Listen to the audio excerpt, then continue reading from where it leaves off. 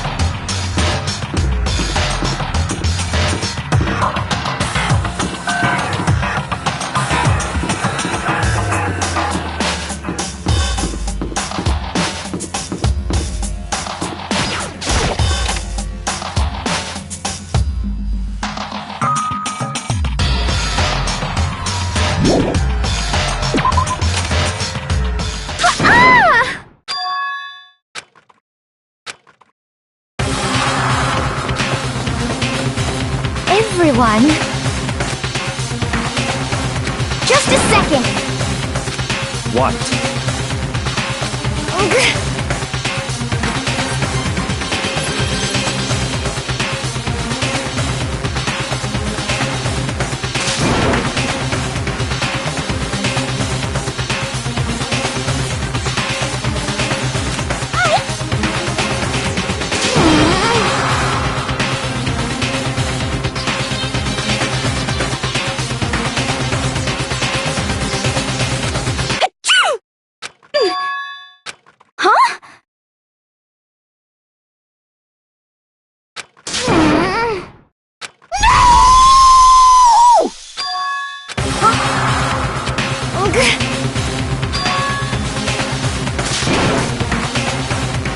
What?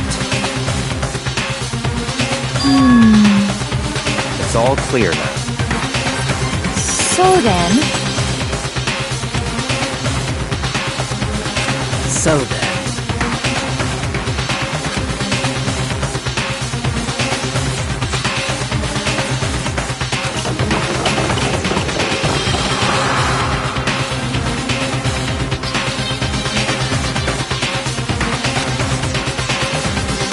Just a second!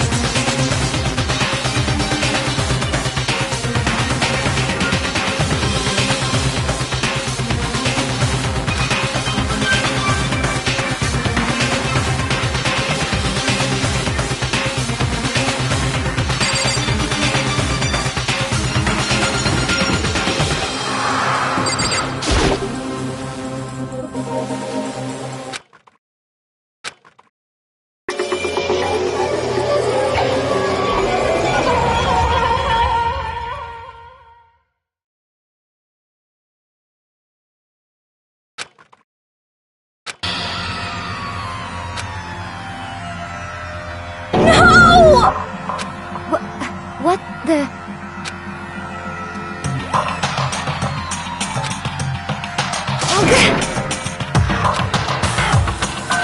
No way!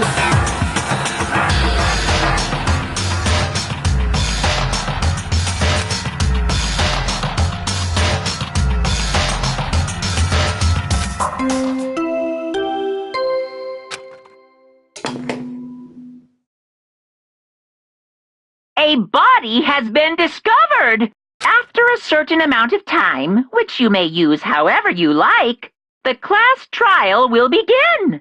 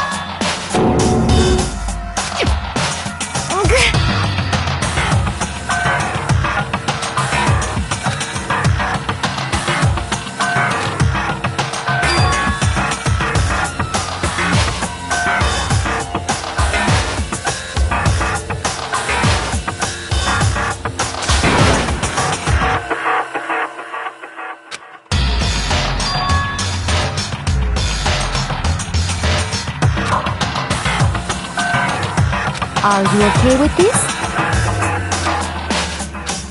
So then... Huh? Sorry.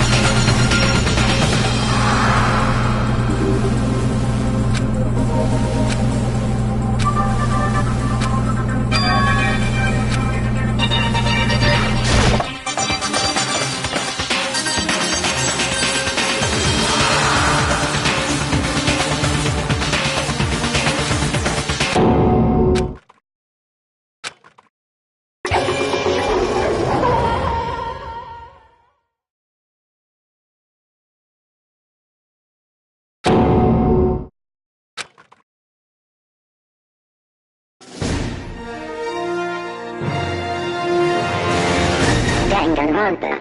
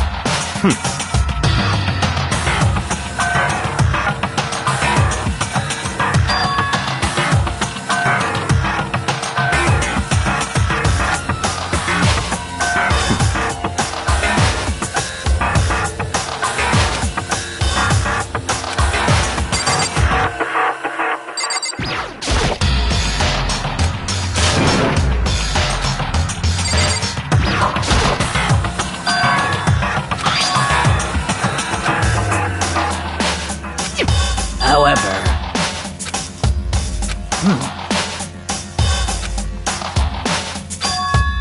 What?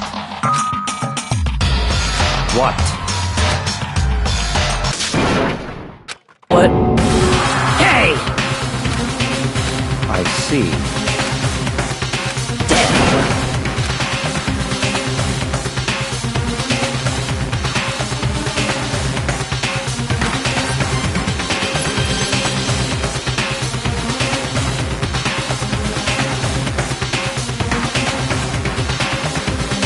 Oh!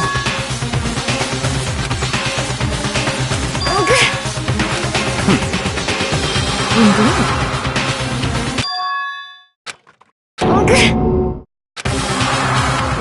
What did you say? Come on. What? Hey!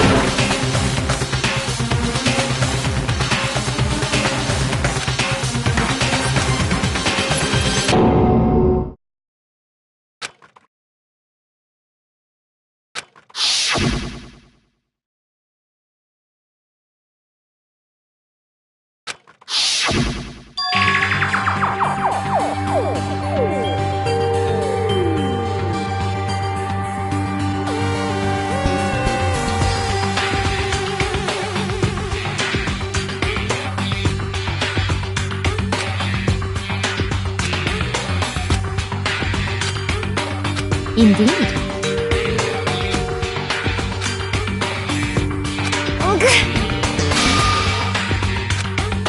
What did you say? Why? Huh? Hina. No way! No! Hina.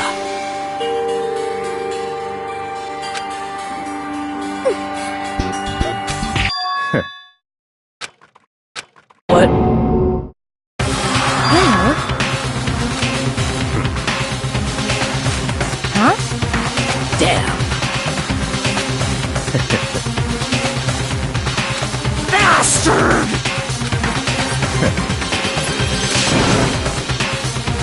Huh?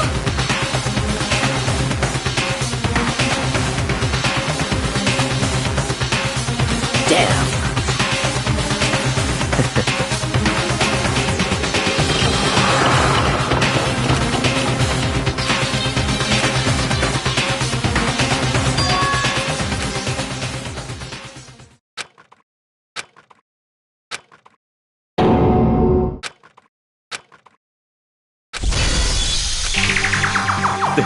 This is...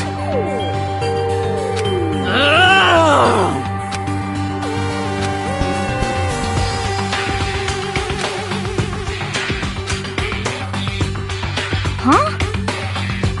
Stop talking.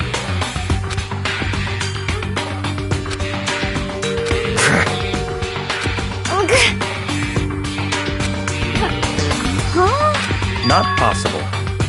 Huh? Well...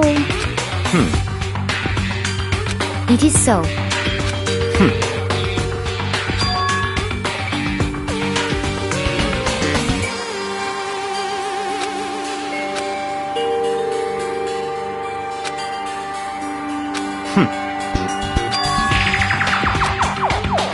That's fine. Let's see...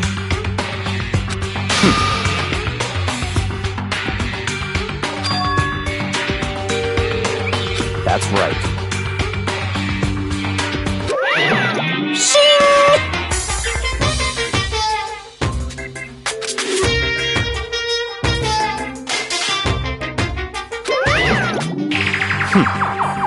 Let's see...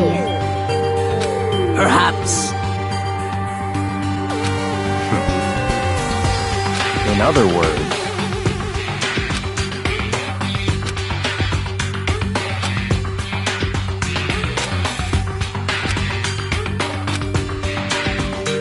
What? So then... But... Cause, I mean... Hina. Huh?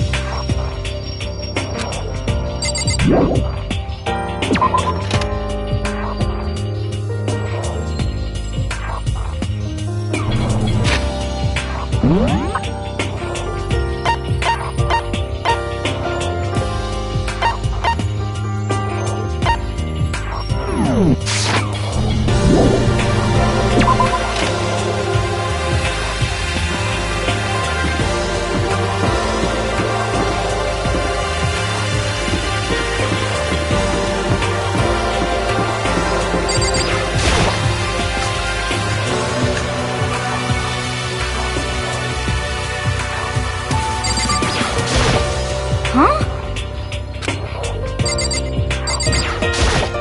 Damn.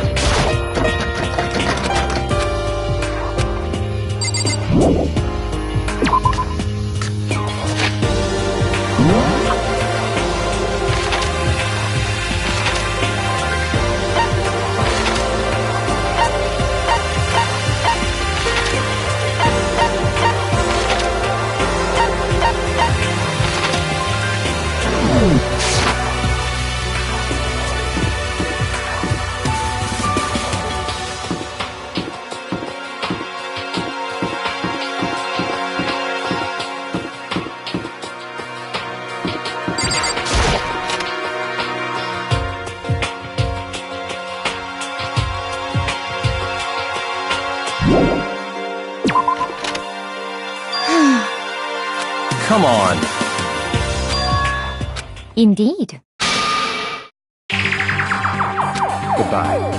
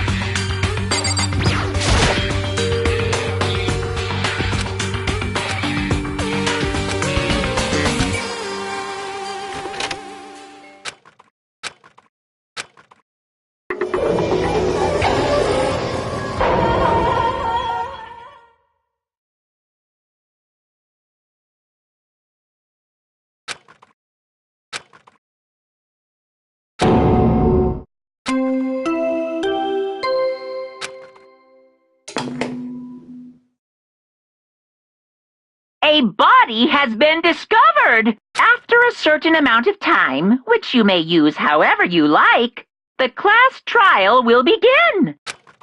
It's the Monokuma file! What?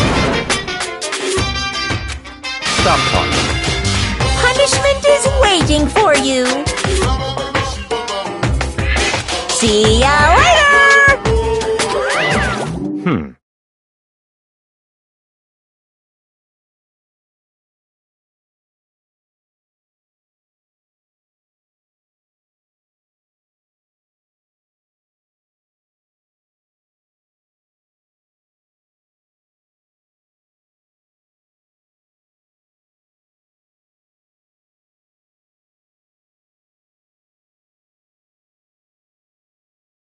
What the heck? That's terrible!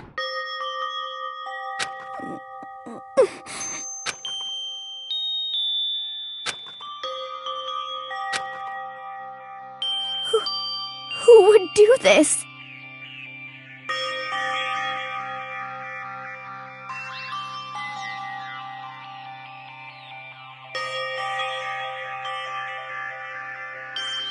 Why? Why?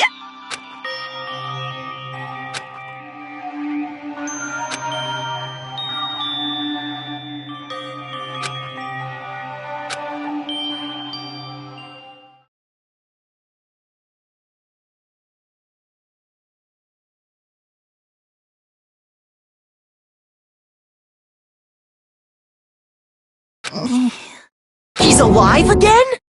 Where my, cold. So cold. Is winter coming? Hifumi! Wake up! Huh? That's right. I remember now. Hope's Peak. Come on, you gotta wake up! I remember everything before I met you all. I met you all.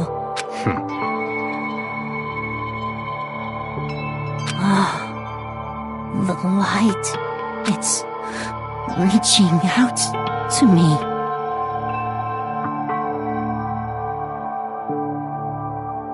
Like the tail of a comet.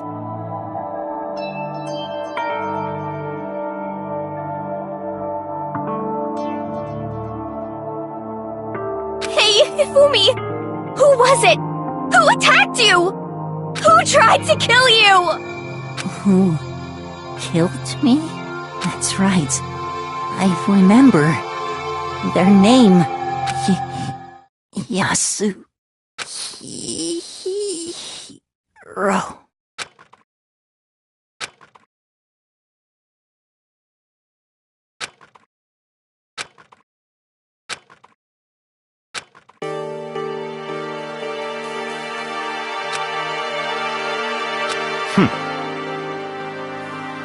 Honestly. Stop talking.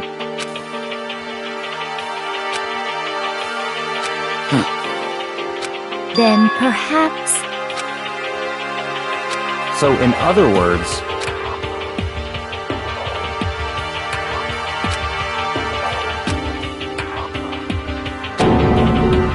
What is this?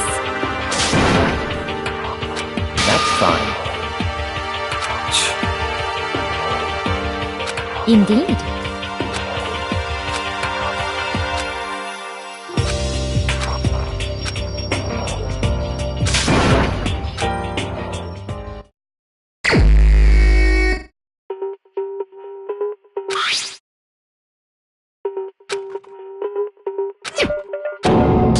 Very strange.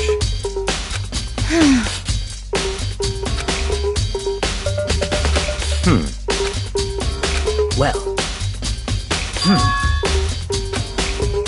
perhaps.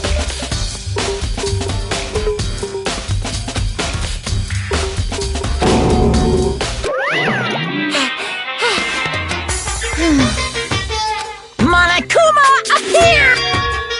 Yep. Speaking of which, I'd like to ask the bear, if there is an accomplice, do they also become blackened? So you ask, and so I shall answer. Each murder is allowed to have an accomplice, but only the one who does the killing will get to graduate.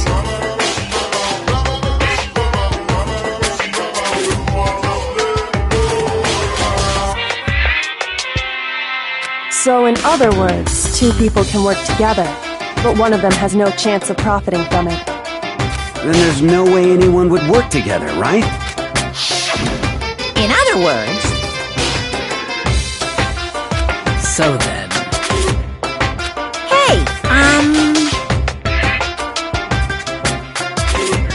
Phew. So, in other words, Well, extreme! Well now.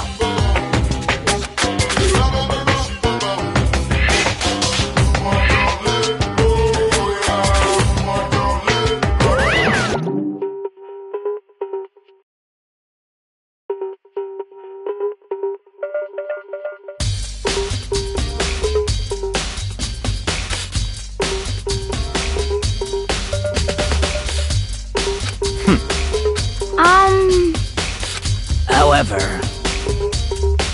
Indeed. So,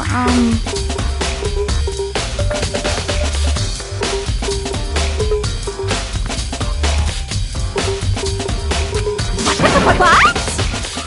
Oh! You SOB! Huh? You've gotta be kidding! What the heck? What?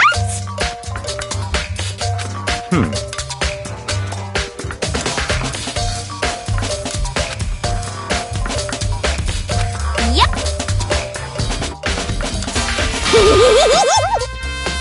What are you saying?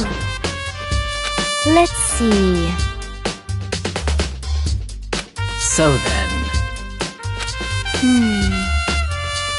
It's all clear now.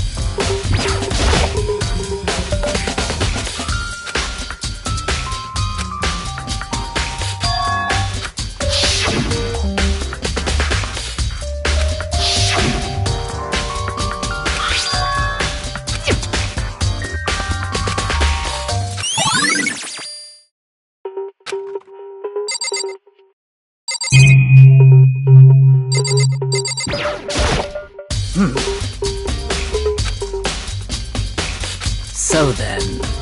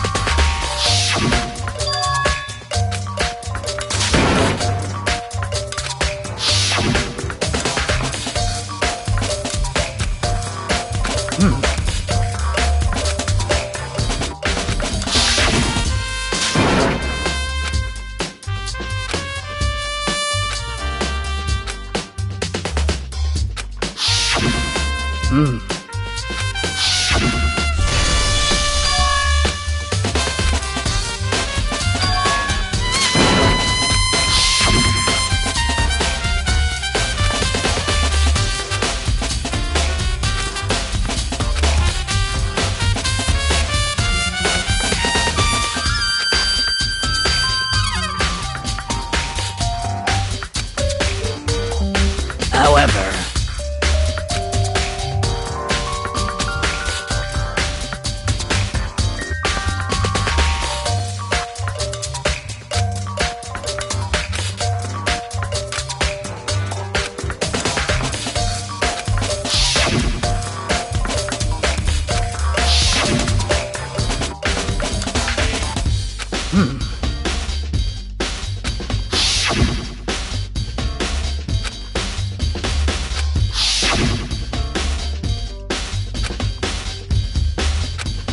However,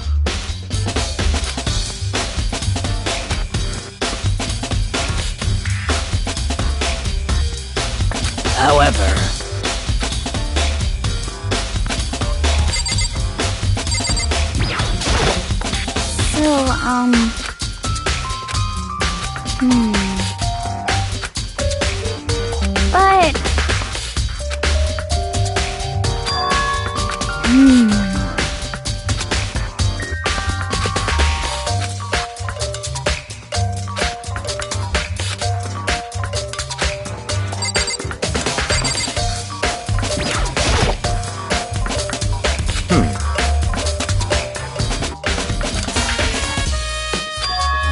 So, in other words...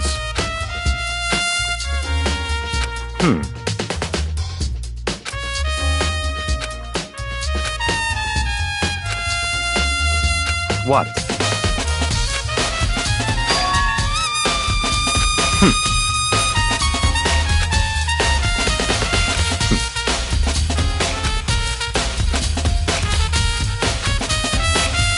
What?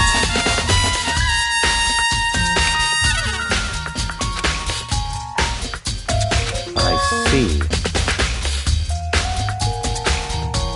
That's enough. Goodbye.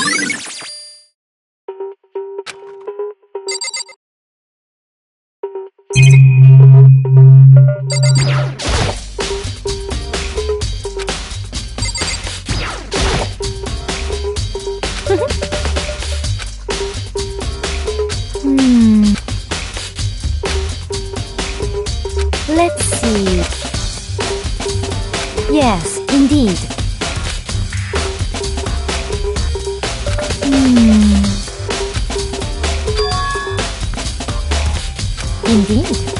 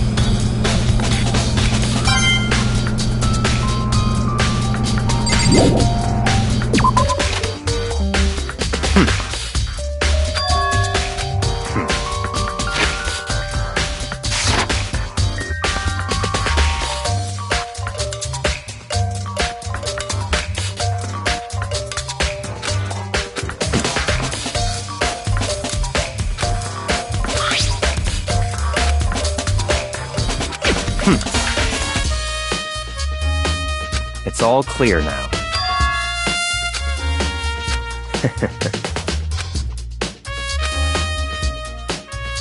Goodbye.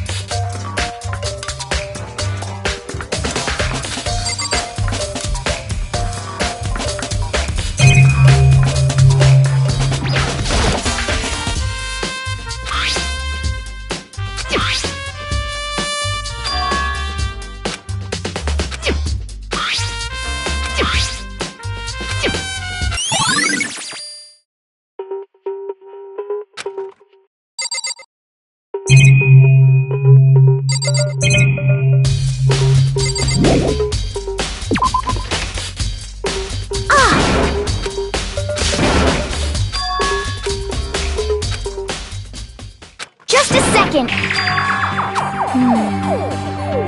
Okay.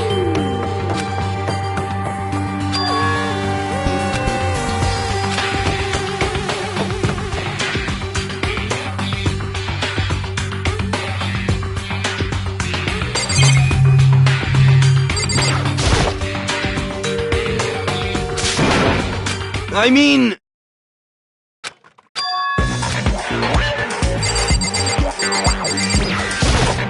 Right. Don't be mean! What? Well... It's nothing. Hey. And? I mean...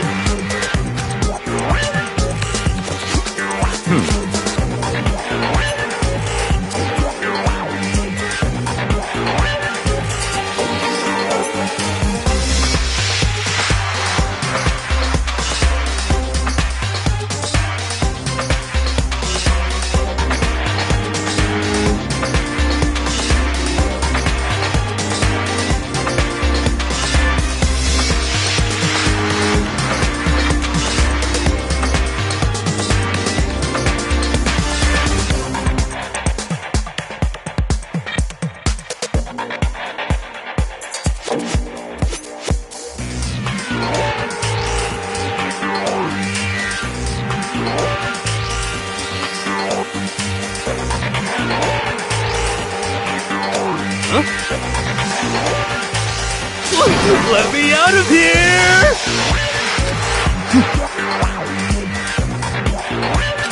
You got it all wrong! It would seem...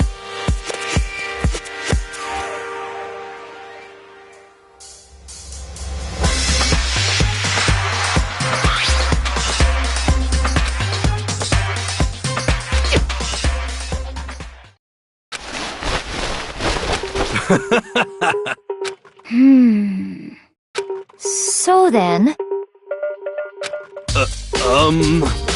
Honestly... Is that okay?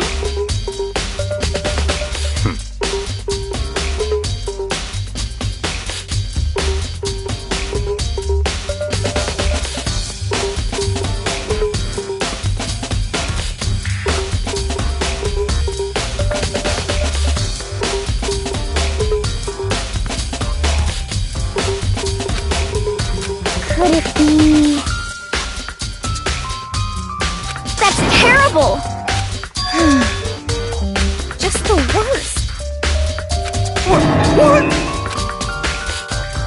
That's right. What the heck? Please! What are you saying?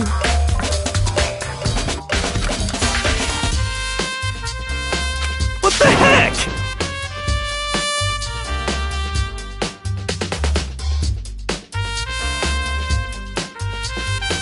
Okay.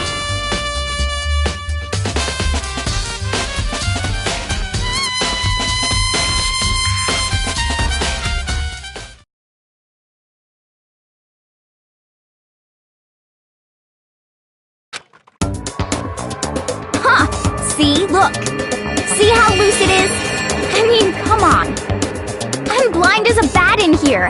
Can't see my feet at all. I'm surprised you got anywhere in this thing. I'm telling you, it wasn't me! And not to mention, you totally can't bend at the waist. Seems like a pretty obvious oversight. That's not a very nice thing to say. I mean, it's not like I made it. I just got caught up in the moment. Well, either way, now we know for sure, right? I mean, it seems pretty clear that nobody but Hero could have fit into this dumb costume. Ah.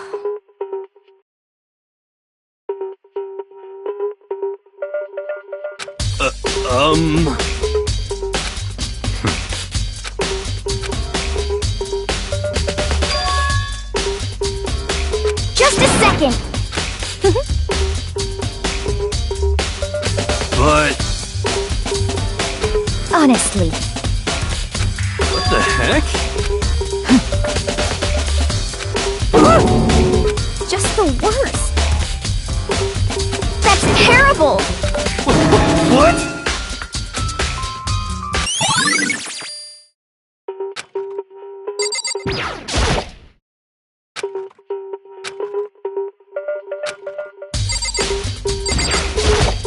What the heck?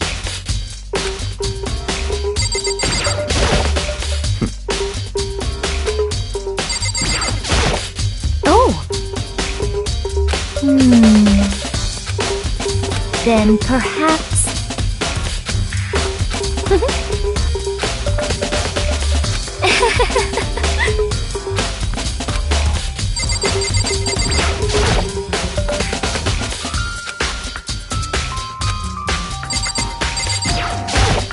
What the heck?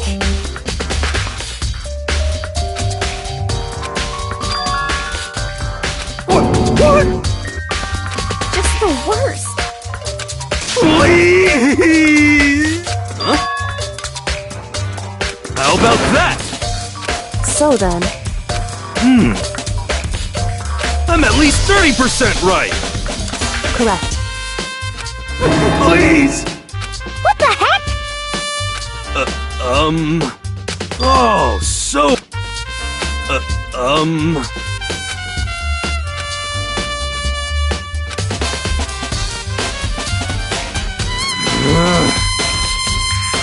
Hey, Just the worst. So,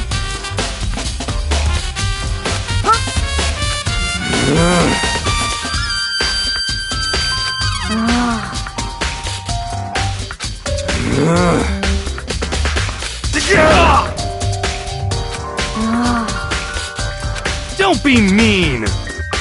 Just a second. No way! Please!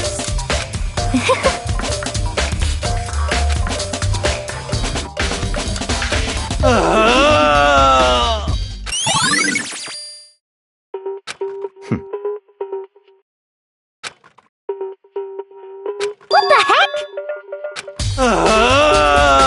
Just the worst. Please! What are you saying?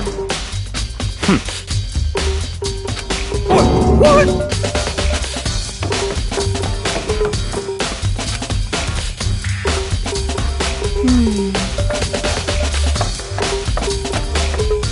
Makoto.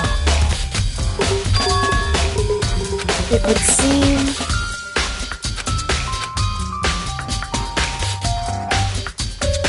Why is that?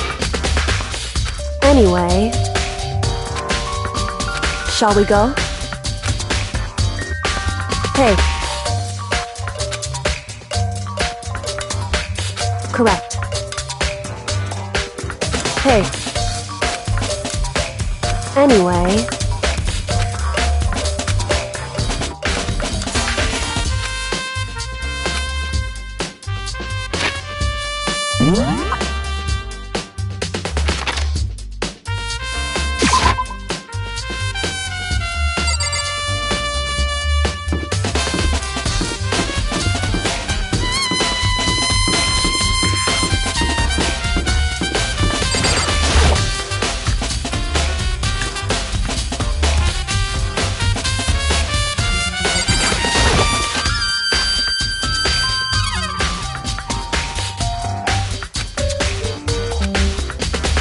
So then... I knew it.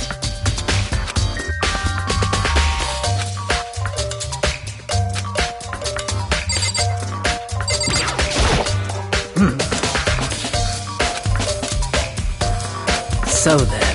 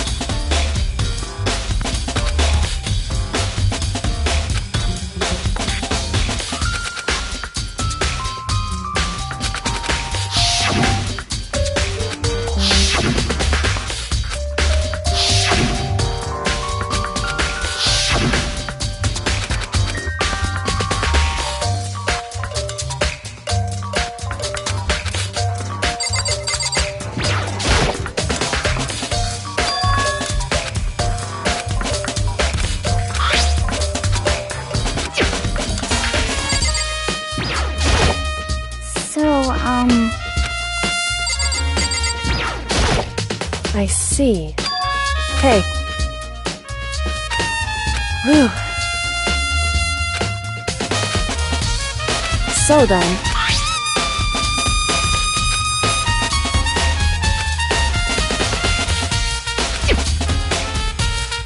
That's right.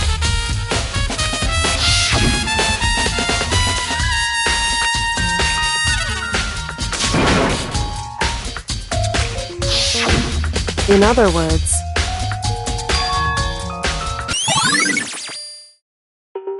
However... Makoto. Because...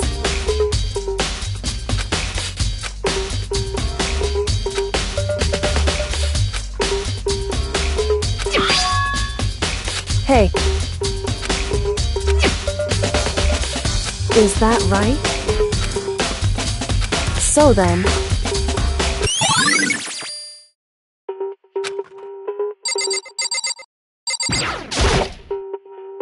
Indeed. That's right. Indeed. Why is that? Hey.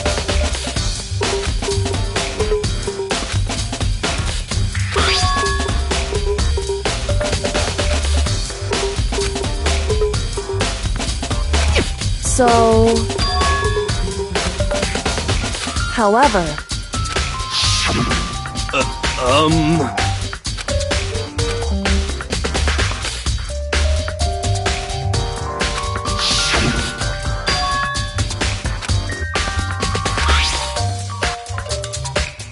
Is that right? So...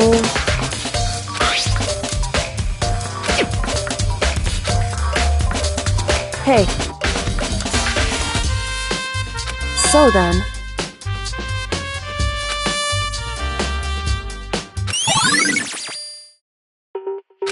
Hey.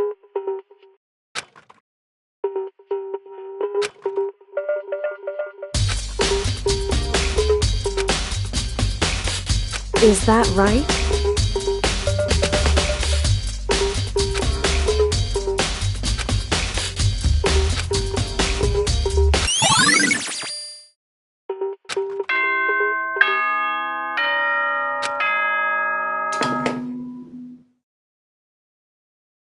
Are you excited? Are you pumped? It's time for the class trial to begin!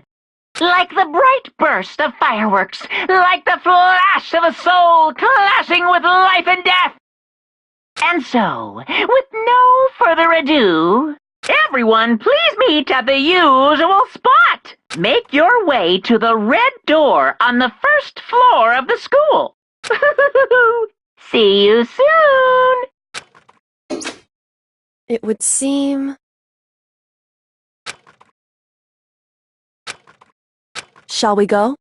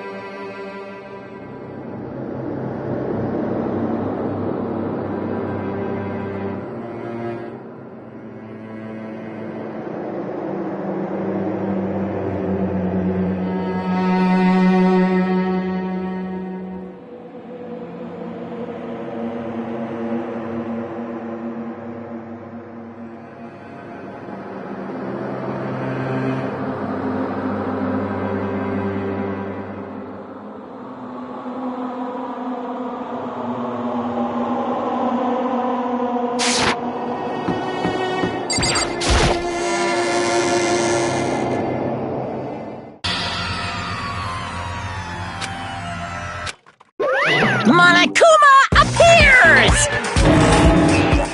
Wrong!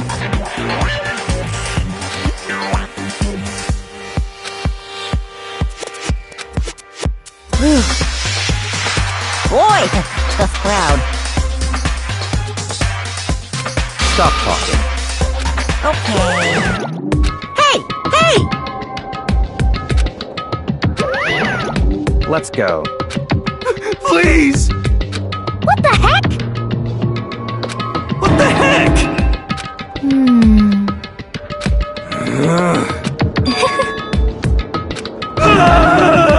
Hey, That's right.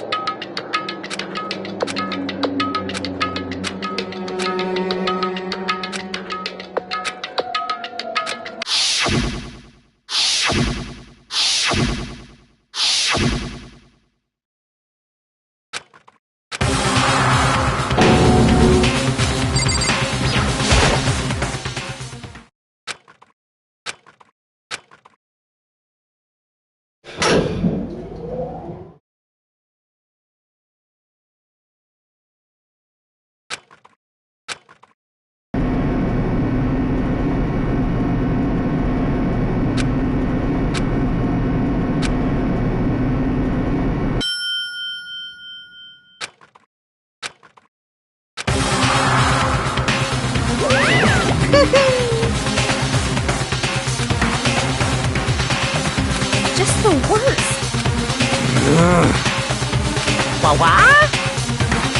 Come on.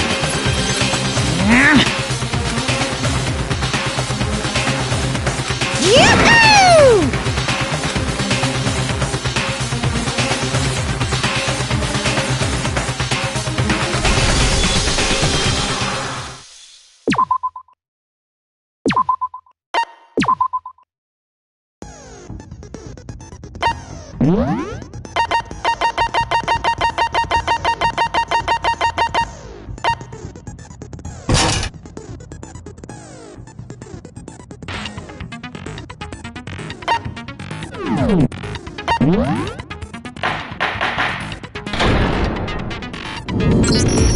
Let's begin with a basic explanation of the class trial. So, your votes will determine the results. If you can figure out who done it, then only they will receive punishment. But if you pick the wrong one, Then I'll punish everyone besides the blackened, and the one that deceived everyone else will graduate. Now then, to begin with... We already know who did it! Was that? It was Hiro. He does not have an alibi for when the murders took place, and we found him in that suit. Don't try and deny it! You killed them! I didn't! Someone knocked me out! I was asleep the whole time! I don't know anything about it! Shut your murdering mouth, murderer! Who are you calling a murderer? I am sorry to say, Hiro, but we do have evidence. Blueprint for the suit. Parts we assume were used to build it, and all of it was found in your room. You have to admit, the evidence is quite compelling. It points to you as having created the suit and wearing it while committing crime after crime. How many times do I have to tell you? I don't know!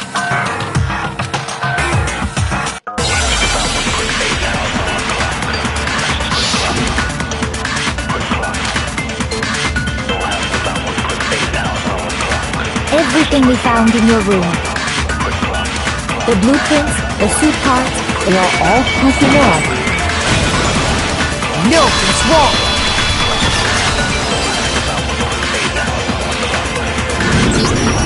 Are we sure Hiro really made those blueprints? What do you mean? Well, take a look at this. It's the note that Hiro wrote, asking everyone to meet up after Alter Ego disappeared. The handwriting's obviously different, wouldn't you say? When you compare it to the blueprints. There's no way you could think the same person made both of them. Unless that person made it a point to disguise their handwriting. No, the differences are bigger than that, I think. Come on! I'm not smart enough to think of trying to change my handwriting anyway. So Makoto, are you saying you don't think Hiro's the culprit? And he's not the only one. I think Hiro's innocent as well. Then who was in that Robo-Justice suit? Is it like Hiro said? Was there really someone running around in a second suit? The suspicious individual hidden within the suit. Go ahead, Makoto. Tell them who it was. So? Who was in the Robo-Justice suit? I got it! Other than Hiro, I can't think of anyone else it could have been. Obviously, he was the one in that particular suit, and we never found any kind of second suit. Then there can be no doubt. Hiro is the prime suspect. That doesn't make any sense! You just said Hiro didn't do it! It makes perfect sense. Hiro was the suspicious individual in the suit, but he's not the culprit. So what you're saying is... That's right. The culprit in this case has nothing to do with being in the Robo-Justice suit. What? Now that's a bold assumption! And what reason do you have to make such a statement? You do have a reason, yes? Of course. But before we get to that, there's something else we need to clarify first. So let's get that out of the way. Hey, stop trying to boss us around! All things have a proper order. So what is it? What needs to be clarified? We must clarify the method of transportation for Taka's lifeless body. It would seem that his corpse was moved using certain particular items. Makoto, can you tell us what they were?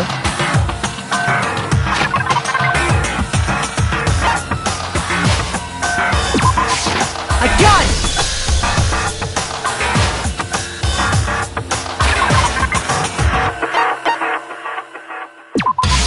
I got it! They were a dolly and a tarp, right? So, let's see if I can explain. Taka's body disappeared from the equipment room, and then we rediscovered it in the repository. And when we found it for the second time, it was wrapped in a blue tarp, right? It was the same tarp that, up until then, was stored in the equipment room. So the killer must have seen it there, and decided to use it when they moved Taka's body. That way, they wouldn't leave any bloodstains while they were moving it. Okay, that explains the tarp. And the dolly? Same thing.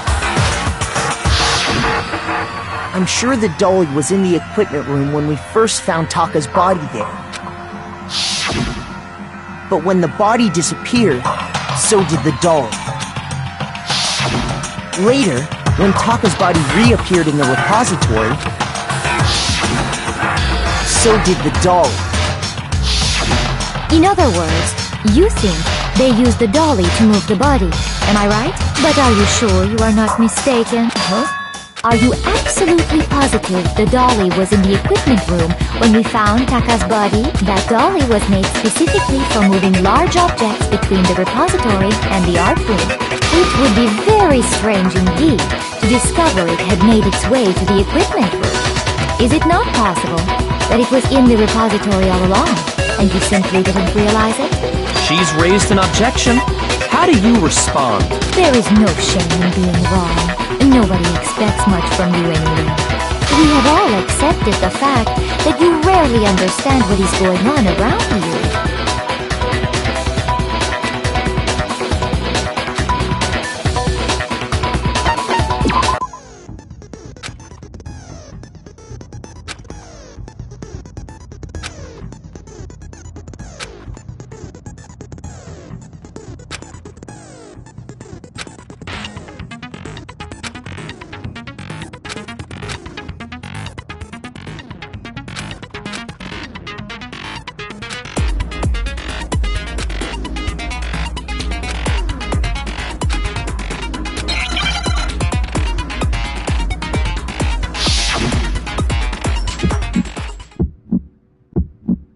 You have it wrong! I cannot agree! You are a fool. So pathetic. Lies will get you nowhere. Do your worst! Away with you! You miserable wretch! I cannot agree! You are a fool. Lies will get you nowhere. Do your worst, you miserable wretch! You have it wrong! I cannot agree! You are a fool. So pathetic. Lies will get you nowhere. Do your worst. Away with you! You miserable wretch! I cannot agree! You are a fool. Lies will get you nowhere. Do your worst, you miserable wretch! You miserable wretch! You have it wrong! I cannot agree! You are a fool. So pathetic. Lies will get you nowhere. I cannot agree! This should prove it!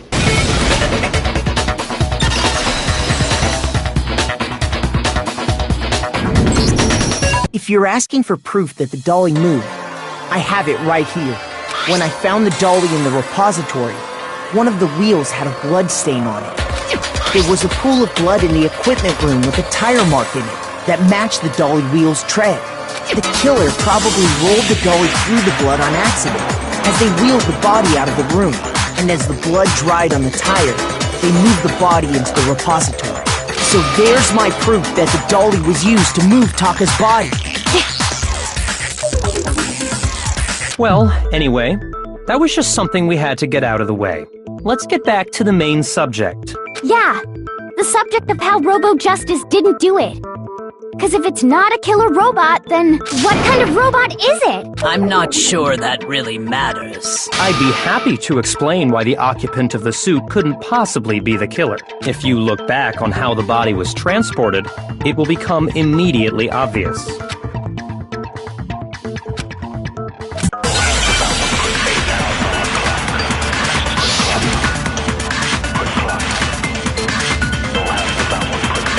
As we know, Taka was killed in the equipment room. And from there, the body was moved to the repository, correct? Yeah, the culprit wrapped the body in the tarp, then loaded it onto the dolly and wheeled it off, right? Now, keep in mind that the dolly doesn't have a handle. Well, yeah, but even without a handle, all you'd have to do is bend over. No, that's wrong!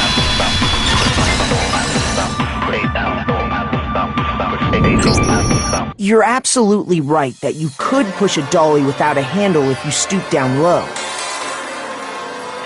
But if you were wearing that suit, Do you think you could actually get into a position like that?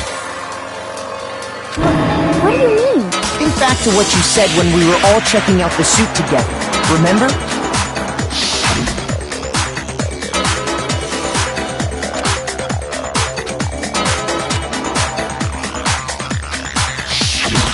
When you're in that suit, not only can you not see your feet, but you can't even bend at the waist. Am I right about that? Now that you mention it, yeah. It seems like it'd be awfully hard to push that dolly if you couldn't bend over. Well, what's to stop you from simply pushing the dolly with your feet? When you can't even see your feet?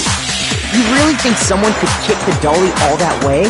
Yeah, it'd be totally impossible! Not that I can say for sure myself. On top of that, if you were wearing such a rigid, cumbersome suit, it's very unlikely you would have the dexterity to go about wrapping the body in a tarp. Well, I mean, isn't that just a matter of taking off the suit when you're ready to move the body?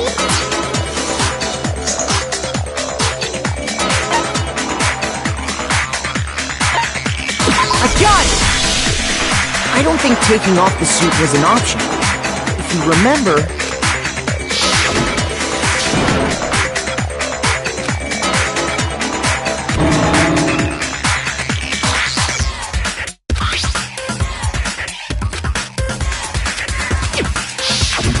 That's true.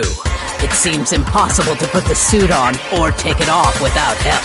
Then, you really can't take it off by yourself? Hero wasn't just making it up? Of course I wasn't making it up.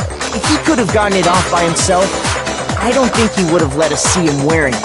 Showing up in the suit was basically an invitation for everyone to suspect him. Yeah, that's right! So, it's really, really true that Robo-Justice couldn't have moved the dolly? To be clear, whoever did move the body, it couldn't have been Hero in the robot suit, correct? No, wait. Just a second, if you please. Have you forgotten about the picture that I took? You all got a good look at it, did you not? The image of Hifumi being dragged away by Robo-Justice? If whoever was in that suit is not the culprit, how do you explain that? Besides, do you remember what the now deceased Hifumi said?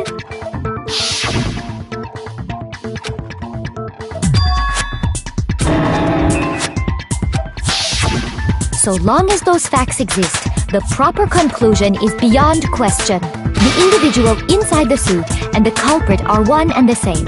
It was Hero, without a doubt.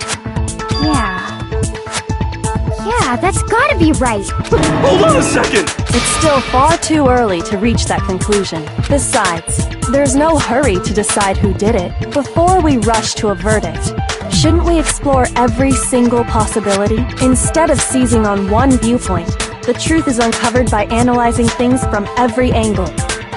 Perhaps, but where do we go from here? Let's review this series of unfortunate events from the beginning. Maybe we'll uncover something new. What a pain in the ass! I don't disagree, but our lives are on the line. If this is what it takes, we have to do it. Plus, maybe we'll get to find out where the heck Kyoko was when everything went down. All right then, let's take another look back at what happened. I suppose we could start with this morning. 4 of us gathered together in the dining hall. Makoto, Hina, Kyoko, and myself. We waited there for quite a while, but nobody else showed up. So we went to look for everyone. That was around 8 a.m. And as soon as we split up, Kyoko went missing. Soon after that, Hina found Celeste in the rec room and quickly came to get Makoto and me. It seems I was unconscious for about an hour after I was attacked by my mystery assailant. I know it was an hour because I remember being attacked a little after 7. That was when we saw Celeste's picture and discovered that her assailant had been wearing a strange costume.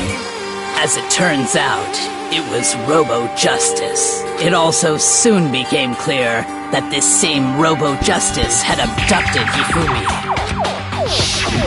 We were soon joined in our search by Byakuya and Toko, and then went on to find Hifumi in the library. He was injured, so we took him to the nurse's office and resumed our search for the suspect. But not long after leaving the nurse's office,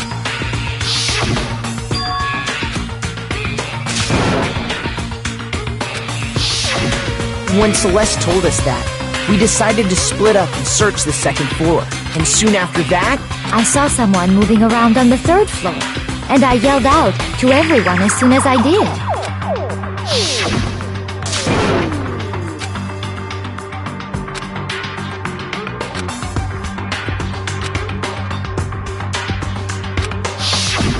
and then...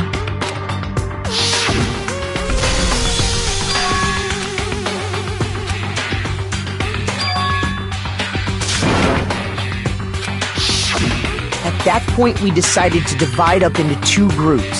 Celeste, Hina, and I went back to the nurse's office, while Sakura, Byakuya, and Toko chased after the suspect. When we got back to the nurse's office, we found Hifumi, dead. And that's when we heard the body discovery announcement. I left Celeste and Hina there and headed back to the third floor to let the others know what had happened. Meanwhile, we had just discovered Taka's body in the equipment room. We must have found both bodies at almost exactly the same time, because we heard the same announcement not long after we discovered his body. And that's when I told you guys about Hifumi. Then the three of us headed for the nurse's office. But right after we left the physics lab, we ran into Celeste, who'd arrived after us. And she told us something very surprising.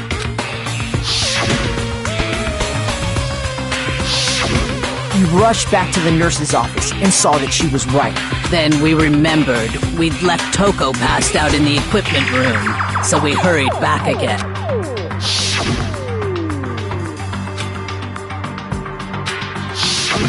But when we got there, we discovered that now Taka's body had also gone missing. Next thing we knew, we were searching the school for two missing dead bodies. And after some time... Celeste informed us that she'd found the bodies, and we all headed to the repository, which is where we rediscovered the corpses. I think that about covers it. I see. The whole thing sounds exceptionally complicated. It certainly seems to me that these are not a simple series of connected events. Okay, well, if that's true, then what? Rather than a single series of events, I think we have to consider each murder a separate situation, and from there, we can uncover the contradictions surrounding all of them. Now then, let's get started, beginning with what happened to Taka.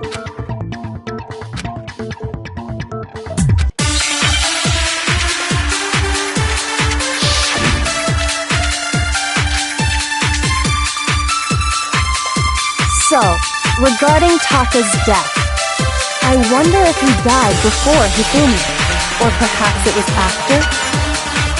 We already know what order they were killed in. Taka came last. What makes you say that? Because of the numbering of the Justice Hammers.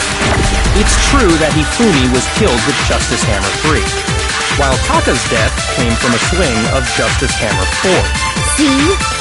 So it's obvious Taka came after.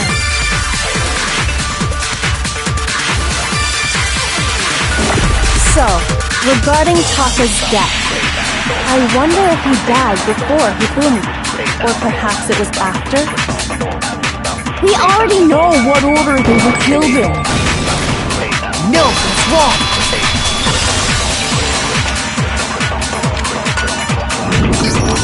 Hold on. There's no reason to assume that the hammers were used in the same order as their numbers. If anything, that's just another way the killer tried to disguise their actions. So you're saying the culprit wanted us to think the hammers were used in order, but in reality, Taka was killed before Hifumi? Okay then, let's see the proof.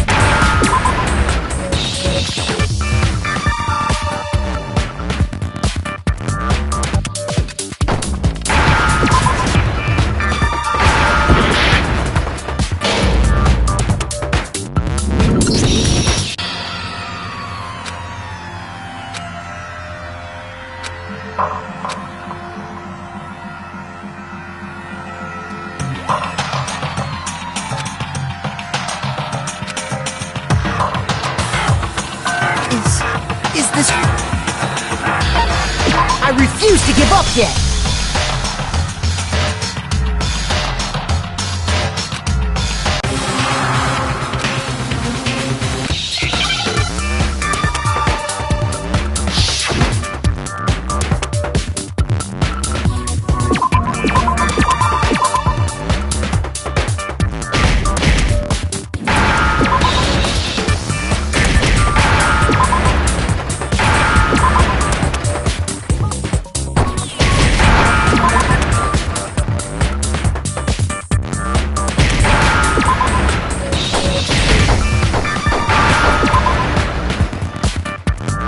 I understand. I got it! Papa's wristwatch. See? Look! It broke with the hands pointing just past 6 o'clock. It must have gotten broken when he was attacked by the killer. Because as of last night...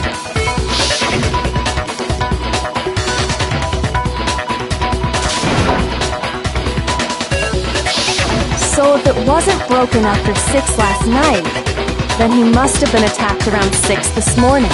And that would be his official time of death. But if that's true, then he was killed well before Hifumi. And before Celeste was attacked this morning, which happened around 7. That's right.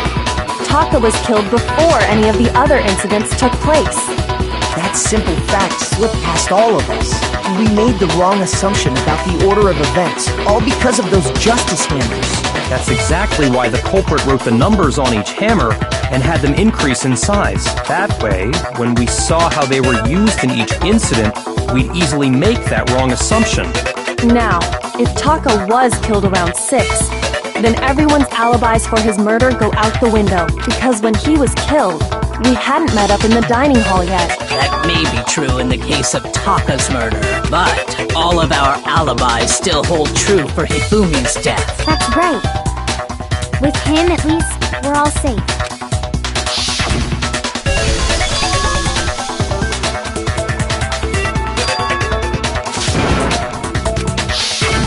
When we heard Hifumi screaming, we were all together.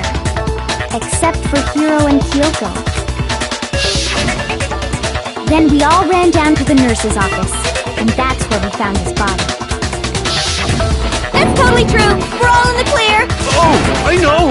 They must have recorded him screaming on a tape or something, then played it later on! If that's true, where's the tape? I don't know.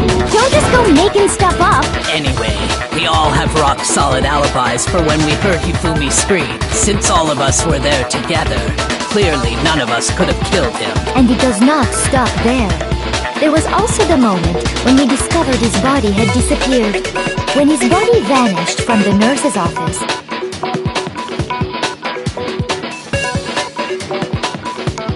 Hina and I were in the bathroom together, while everyone else was in the equipment room, correct? And then there's the disappearance of Taka's body from the equipment room. At that time, we were all gathered together in the nurse's office because of Hifumi going missing. Well, don't forget, I was passed out in the equipment room the whole time! Wait, then what if Genocide Jill did it? She could have dragged Taka's body out of there right then! Even if she could pull that off, there's no way she could have done the same with Hifumi's body, because, as we just established, she was passed out in the equipment room when his body disappeared. Besides, I didn't do either of them anyway! In other words, it is impossible that any of us could have killed Hifumi or moved either of their bodies. On the other hand, Hiro and Kyoko had disappeared, so they most certainly could have done those things. So what now, Kyoko? For now, we can't get fixated on who did it, or we'll just keep going around in circles. So instead of who, I propose we start talking about how. In particular, I think we need to figure out how Hifumi's body got moved. That's true. We searched everywhere, but we couldn't figure out how to explain his body disappearing. And according to what Celeste said,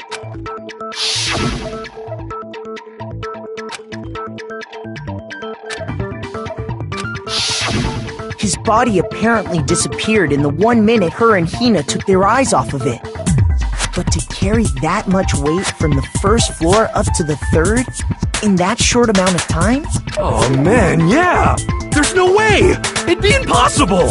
Well, What if I told you there was a way to make the impossible possible? What? How? If the dead body were to move itself. The dead body moved on its own? No! Not another... ghost! I don't think it has anything to do with the occult. I think what she's implying is we thought Hifumi was dead, but perhaps in reality he was still alive. He was alive? Are you saying Hifumi wasn't carried out of the nurse's office, but simply walked out on his own? But I mean, we found his body.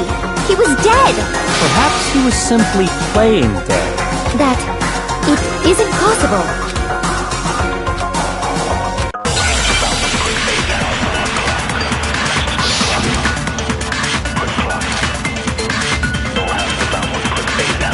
Are you saying that when we first found Hifumi in the nurse's office, there's a chance he was actually still alive? No, it is impossible. Hifumi was dead, without a doubt. And you know that how? Surely you heard the body discovery announcement along with the rest of us. Hifumi's dead body had been found. And that is why the announcement was made. Are we really so sure about that? Maybe the announcement was intended to signal someone else's discovery.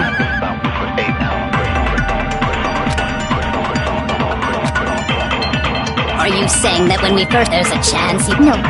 Hifumi was dead, and you know that. Surely you've heard the body that Hifumi's dead, and that is... Are we really so sure? Maybe the announcement was intended to signal someone else's discovery.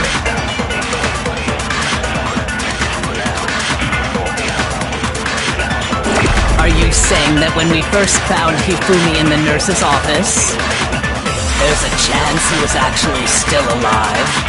No, it is impossible. Hifumi was dead, without a doubt. And you know that how? Surely you heard the body discovery announcement along with the rest of us. Hifumi's dead body had been found. No, it's wrong!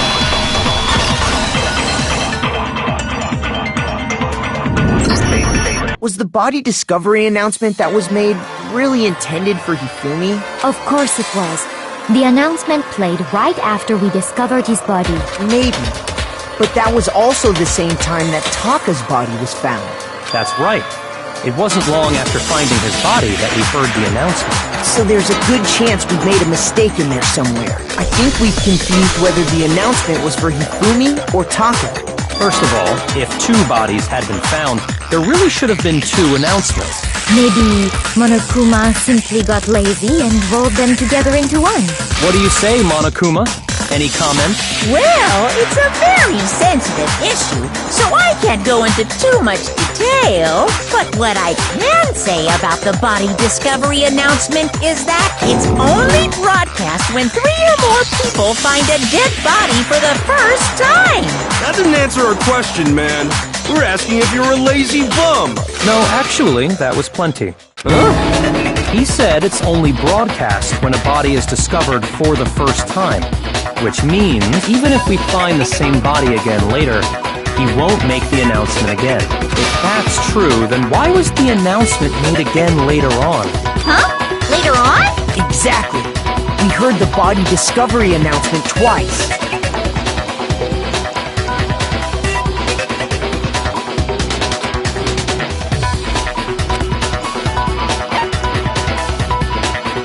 I got it!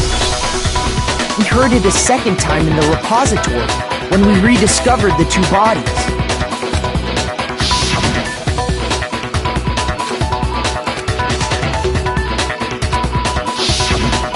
It didn't seem weird at the time, but it contradicts what Monokuma just told us, doesn't it?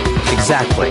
If we were actually rediscovering both bodies, the announcement shouldn't have played. And in reality, when the two dead bodies were rediscovered, one of them was actually being discovered for the first time. So, when we found Hifumi the first time in the nurse's office, he wasn't actually dead yet. Meaning, he wasn't actually found dead until we came upon him in the repository. And that's just part of it. There's one other thing that leads me to believe he was still alive in the nurse's office. Oh, I know! Because he was super good at playing dead! Bada bing, bada boom! That is the worst logic I have ever heard. But honestly, I do not think there's anything that can prove he was still alive. Okay then, let's take another look at the events surrounding the discovery of his body. Then it should become clear whether he was really alive or not. This whole thing is pointless.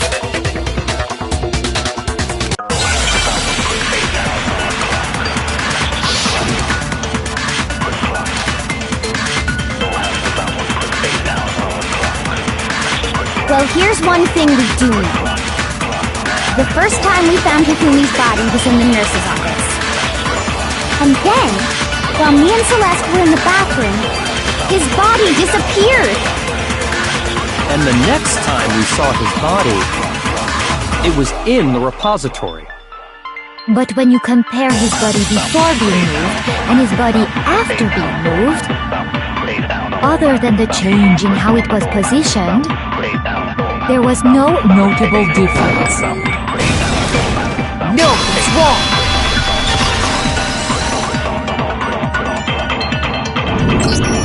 In fact, there was one clear difference between Hifumi in the nurse's office and the repository. His glasses. That fact alone proves that he was only playing dead in the beginning.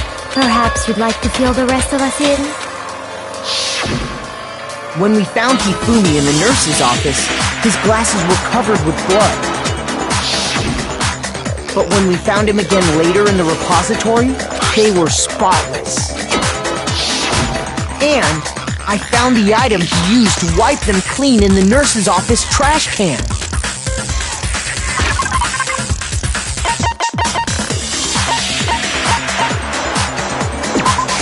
I got it! It was a glasses cleaning cloth featuring a certain cartoon mascot. One look at the bloodstain on the cloth should make things clear. This piece of cloth was used to wipe Hifumi's glasses clean, and the mascot on the cloth is the same one that's on the digital camera, right? And whose digital camera was it? Hifumi's, of course. The character was Princess Piggles from Demon Angel Pretty Pudgy Princess, I think. I highly doubt anyone but Hifumi would have brought something like this to school. I see your point. And the only people here who wear glasses are... I wouldn't be caught dead using a tacky piece of garbage like that. A few tissues is all I need to keep my glasses clean. Then there's no question. It belonged to Hifumi. So what you're saying is... what exactly? What I'm saying is, the blood on his glasses was wiped away using his own glasses cleaning cloth. Even if that is true, it does not mean he wiped the blood off himself. But who would benefit from a clean pair of glasses other than the glasses owner? That's a good point. And it must have been him, right? So let's assume that Hifumi was still alive in the nurse's office. He pretends to be dead. Then when he's alone, he wipes his glasses clean so he can see. Then he stands up and walks out on his own 2 feet. And with that, the impossible task of moving his copious corpse becomes possible, wouldn't you say? But then, if he was just pretending to be dead, what was with all that blood? Was it paint or something? The fridge in the nurse's office contains packs of blood for emergencies. He probably used one of those. He figured if he was gonna play dead, he should go all out, so he just dumped it everywhere! But he got crazy with it and had to wipe his glasses off when he was done! Oh, what an idiot! And if Hifumi was still alive at that point, the disappearance of Taka's body is easily explained. It should be perfectly obvious who must have moved Taka's corpse.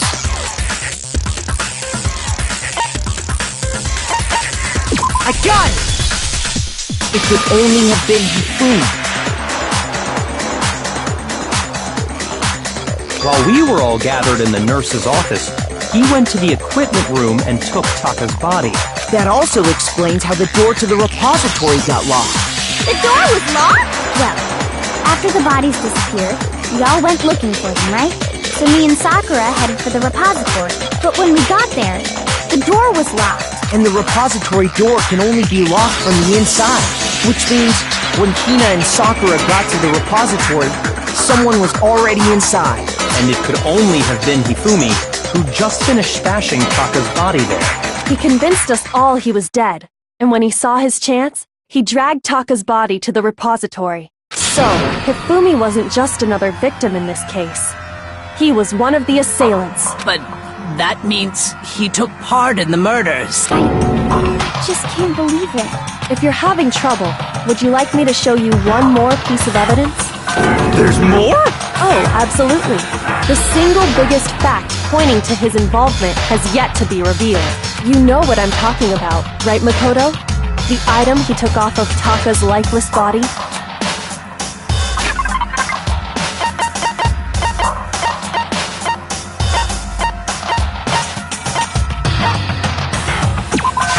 I got it!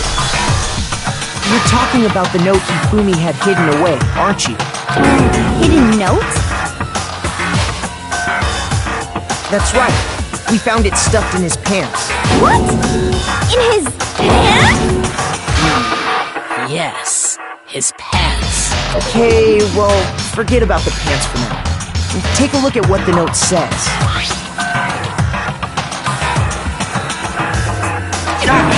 That's the note I was telling you about. The one that told me where to go. Huh? Wait, this one's a little different. In my note it said, Monokuma can't find out, so don't tell anyone else for now. Let's meet in the rec room at 1 a.m. I see. Then this note isn't the same one Hiro got. It's not the same?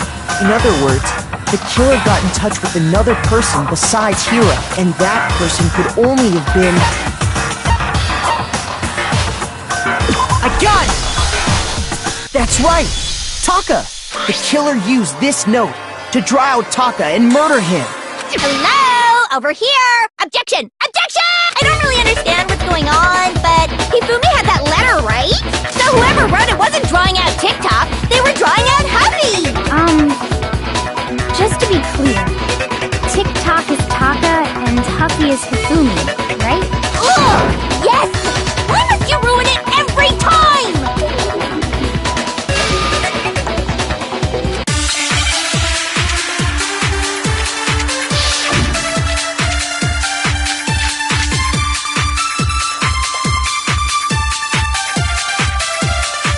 Huffy had the note, right?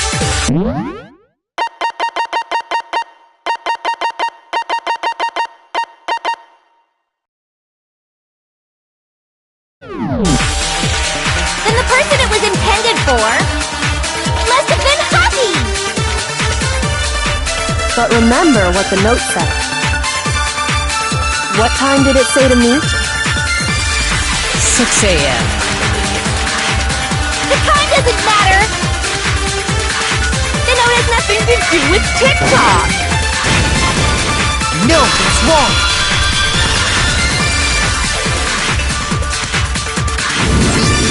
No! There absolutely is a connection! What the hell are you talking about? The note said to meet at 6 a.m., which is the same time Taka was murdered. You've already proven that using his wristwatch. But there's more. Look where the note says to meet. The equipment room, right? Which is where Taka was killed. I see. So, Taka was murdered at both the time and place written in the note. I think that should be plenty to show that this note was definitely meant for Taka. Well, when you put it like that... No further objections! Then someone used that note to trick Taka. Just the same as me. The culprit really is a cold-blooded monster. Telling people they found a way out. But if they gave the note to Taka, what was Hifumi doing with it? Stuffed down his pants, no less! Most likely. Hifumi stole it off Taka's corpse after he died. Huh? He stole it? Where's your proof? Go ahead, show us.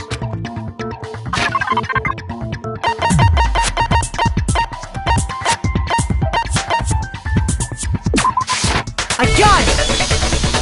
When I searched Taka's body, I saw that his lifeless hand was gripping a small scrap of paper. If I'm right about this, the sheet of paper this piece came from is... I knew it! It fits perfectly with the note we found hidden on Hifumi. Then Taka's scrap and Hifumi's note. Yup, they're from the same piece of paper. Hifumi had the note meant for Taka, while Taka's corpse still grasped a small piece of that note. There's only one way to explain it. Taka died clutching the note. Hifumi tried to free the note from its death grip, leaving behind only one small scrap. Did I get all that right? That means Hifumi knew the note was important. Exactly. Which proves that he was an accomplice in the murder. Whoa. Yeah. After seeing all this, Hifumi was super involved in this whole thing for sure. In fact, he was behind the whole thing. In fact, he's still alive! Sorry, no. When we found him in the repository, Hifumi was truly and completely dead. The second body discovery announcement proves that. So then, who killed Hifumi? Whoever did is the mastermind, the true killer. He was killed in the repository. So he must have been killed not long after transporting Taka's body. So, he must have been killed after Taka's body vanished, but before we found both bodies in the repository. During that time, we'd all split up and were searching for Taka's missing body. In other words, during that time, none of us have alibis. Wait, but me and Sakura were together. Stop trying to steal the spotlight, you stupid walrus! Who are you calling a walrus? Anyway, when they were killed bothers me too. But there's something that's been bothering me even more. And what might that be? The weapon they used to kill Hifumi. The weapon? Yeah, because I mean, according to the Monokuma file, the way Taka and Hifumi were killed was almost the same, with them having similar fractures and all. But Justice Hammer 3 and 4 were still laying around in the nurse's office and equipment room, right? So if Hifumi was killed in the repository, the culprit would have had to grab one of the hammers, kill Hifumi, then put the hammer back where they found it. But wouldn't that be seriously risky for him? I'm surprised. It seems there's some semblance of a brain knocking around that skull of yours after all. Hell yeah, it's packed in there good and tight. He's right, though. I don't understand it either. The Monokuma file makes it clear that they were killed using similar instruments. But if the hammers were already laying around those other rooms... So the question is, how could the culprit have gotten their hands on either of the hammers? Personally, I haven't a clue. So which hammer was used to attack Celeste? Number 1 or number 2? Those were accounted for in other rooms too. And I don't think either one is big enough to kill someone. Then... Is it not possible they used a different weapon? I don't think it is possible. They were both killed with the same kind of thing, right? So then, what was used to kill Hifumi?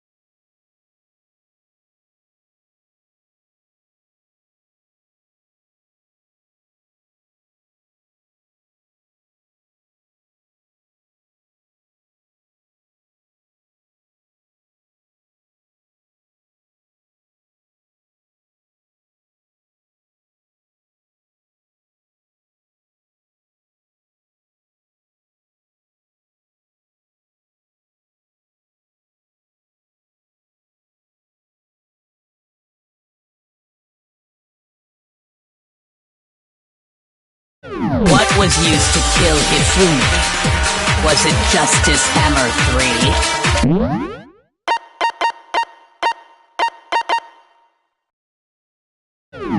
Maybe Justice Hammer 4? Well, whatever it was, there's one thing we have to figure out. How was the culprit able to move around so freely with the weapon?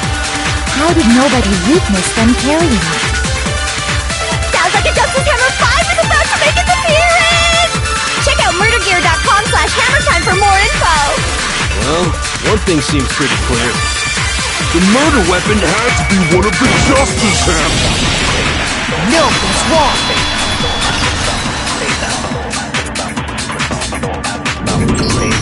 The murder weapon wasn't a Justice Hammer at all.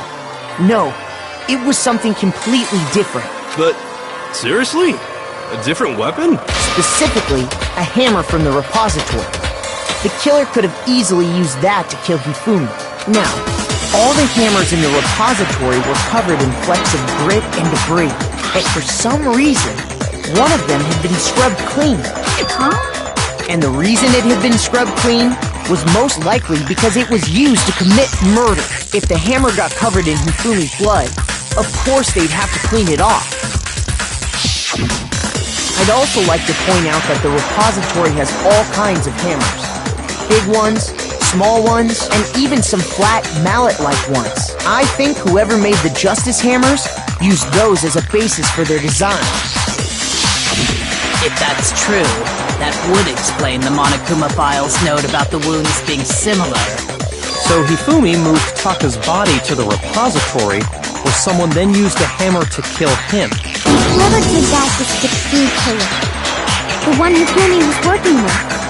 And the one who betrayed him. Hold on a moment. I still think it's strange to assume someone was working together with him. The way the graduation rule works, there is no benefit to helping someone else carry out a murder. So the idea that anyone would work together like that is simply ludicrous. We talked about this, did we not?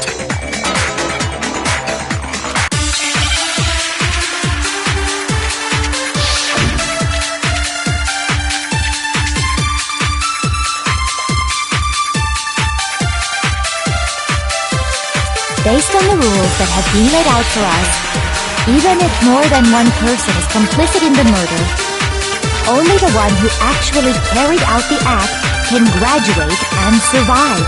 Assuming the rule holds true, it is simply impossible that two people work together on this. That is how the rule was explained to us. But that only really applies if there's one murder, right? In this case, however, there were two murders.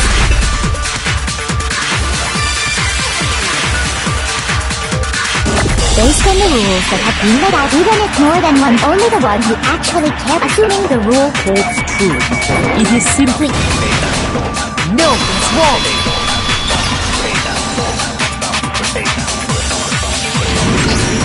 Since there were two murders, it's at least plausible that more than one person was involved.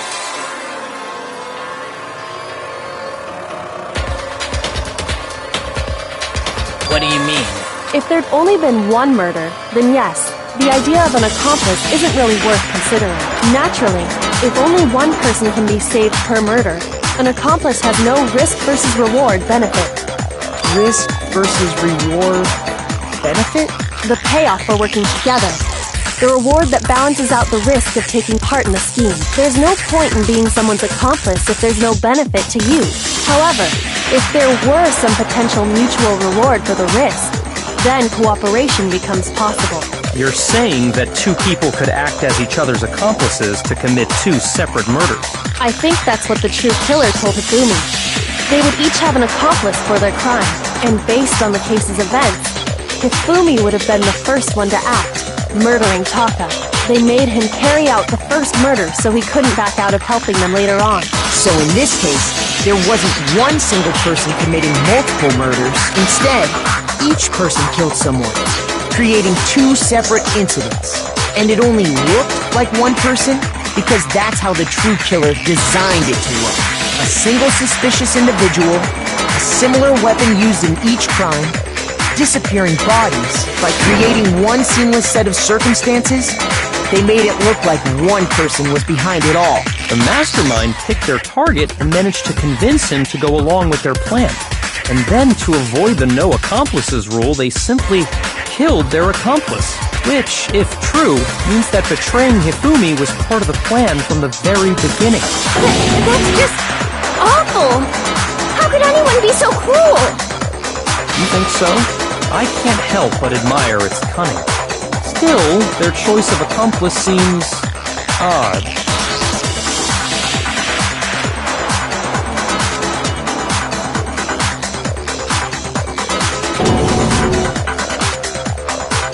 I understand how an accomplice could be involved. But then, who was the one pulling Hifumi's strings? That's problem numero uno right now!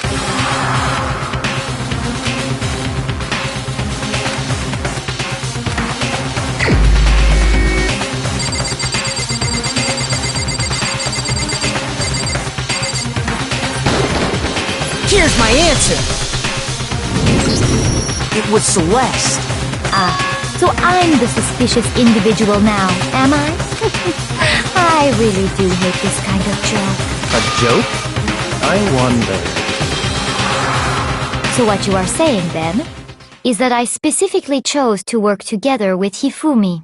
The idea that I would choose to spend any amount of time interacting with him, that I would go within 10 feet of that shit from brains, that lazy, worthless, goddamn idiot! Pardon-moi. Just to be clear, there is evidence to support it. Is that so? It is. Throughout the investigation, there was certain behavior that was common only to the two of you. Considering what we've learned so far, it only further proves that the two of you were working together.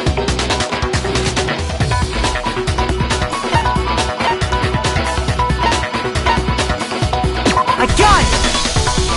The behavior they had in common has to do with the suspicious individual in the suit, doesn't it? The only ones who ever actually saw Robo-Justice firsthand were Celeste and Hifumi. Shush! The adults are talking now. Sorry. As he said, only Celeste and Hifumi ever laid eyes on the costumed individual. If we accept that Hifumi was one of the culprits, we can't help but suspect what Celeste has said as well. Are you saying everything they told us was a lie? After taking Hifumi to the nurse's office, we all began our search for this individual, correct? And not too long after that, do you remember what Celeste said?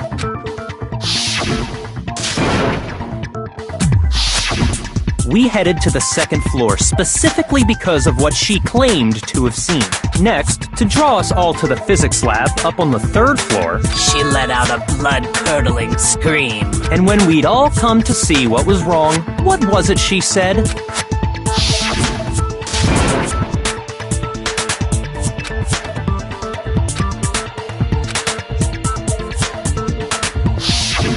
Once she'd done her job of getting us all up to the physics lab, it was time for her partner to get to work.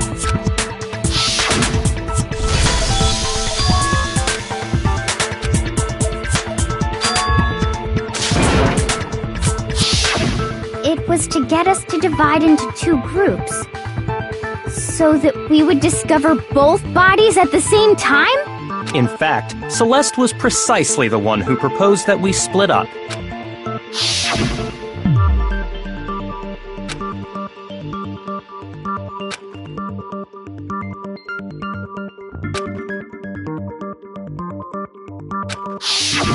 Well, if Celeste and Hifumi were working together, all those chance events suddenly become connected.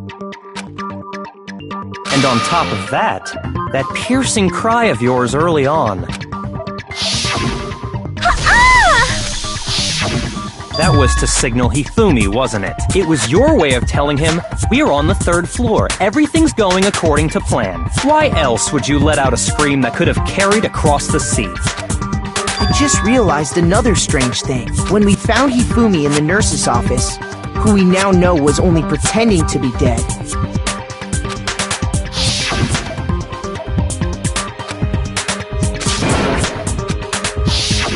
Celeste, you were the first one to say he'd been murdered. You wanted to make sure we wouldn't have any doubt in our minds. I don't believe it. Everything. The The whole thing was one big act! Hina, you were with Celeste when Hifumi's body disappeared, right? Yeah.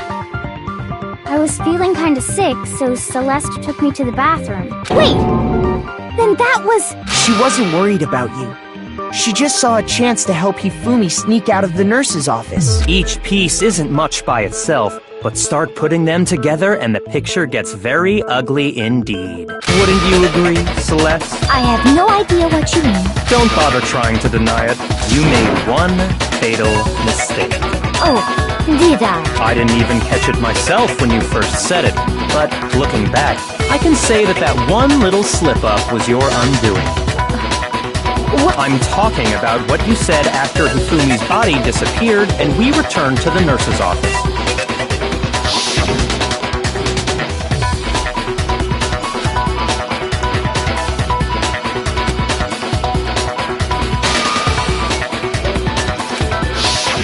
I remember her saying that too, but I don't understand what's so strange about it. Then pay attention. Sakura, Toko, and I were first to discover Taka's body in the equipment room.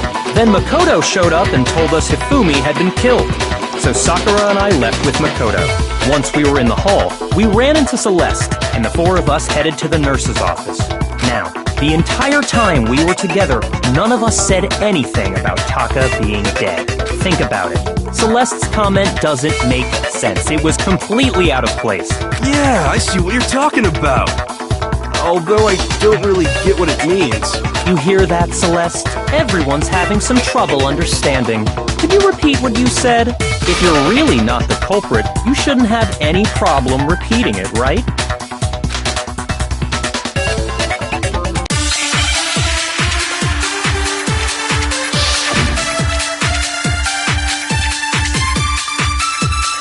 All I said was... They must really be enjoying this. Enjoying the sight of us standing around, frightened and confused. They must be positively elated. We are all going to die here. We are going to die, just like those guys died. And that is all I said. And that's all it takes to finish this. It's obvious, isn't it, what was so strange about Celeste's comment?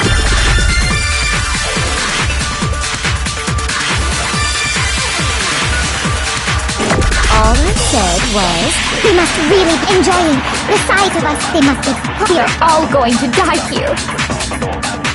We are going to die, just like those guys died. No, it's wrong.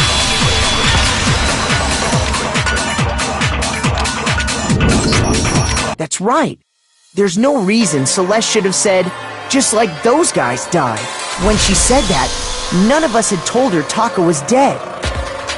Exactly. And we didn't run into her until after we were all out in the hall. So there was never any chance for her to have seen his body in the equipment room for herself. So how did you know, Celeste? How did you know more than one person had been killed? And how did you know they were both guys? Because Kyoko had also disappeared, right? So she could have been dead too. You all have such vivid imaginations. You know that? Imaginations? You claim that I was lying when I told you about the suspicious person I saw. Then what about the picture I took? How do you explain this picture of the costumed villain dragging Hifumi away? It has to be some kind of setup, right? So let's put the suit on. And then she used the camera's timer to set up the picture. Have you so quickly forgotten? You are the only one who could have possibly fit into that suit. Plus, I happen to know that this particular camera does not have a timer. In other words, it is an unassailable fact that this is a picture of Hifumi being dragged away. If everything I told you was a lie, how can this picture exist? Simple. Are we sure that's really a picture of the suspect dragging Hifumi away? What could you possibly mean by that? Surely there are other explanations than the one you've offered up. No, there is no other explanation.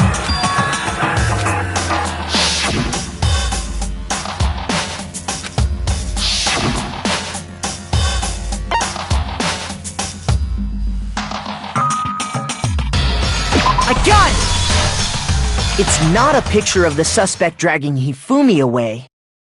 I would say it's a picture of Hifumi dragging the suspect away. That's certainly within the realm of possibility. The one being dragged off in that picture isn't Hifumi, but the person in the robot suit. We've simply been led to believe that it's the other way around. And the strange costume might only exist to lead us astray even farther. If you saw someone wearing something like that in this situation, of course you'd notice and be suspicious. That's what happened!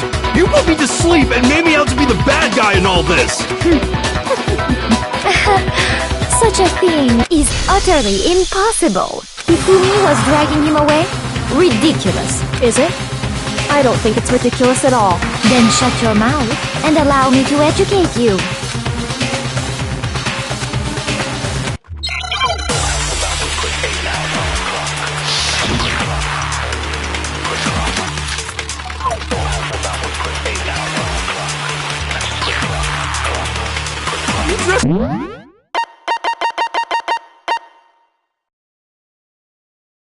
Me up in that suit after I passed out!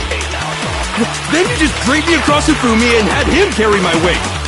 You tried to make me look like the bad guy! Like I said, ridiculous.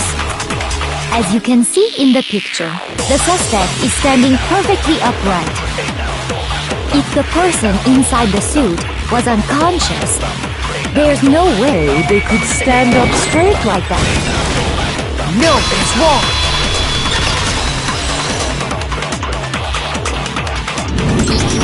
No. Even if the person inside the suit were unconscious, they could still stand up like that, because that Robo-Justice suit had a certain characteristic.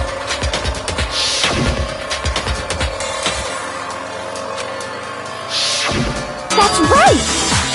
They totally made a mistake when they made it, so it couldn't bend at the waist. I'm not so sure that was a mistake. I think the suit was designed from the beginning to be used the way it was. Celeste and Hifumi took the suit they'd specially designed and stuffed Hiro into it. That's how they were able to fake that whole thing. The point of it all was to make us believe whoever was in the suit was to blame. Well then, I suppose this is checkmate. Checkmate?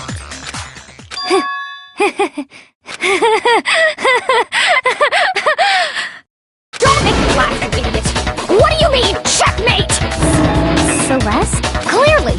You want to cram me into your little guilty box? Well, there's one little problem. Have you already forgotten what Hifumi told us as he lay dying?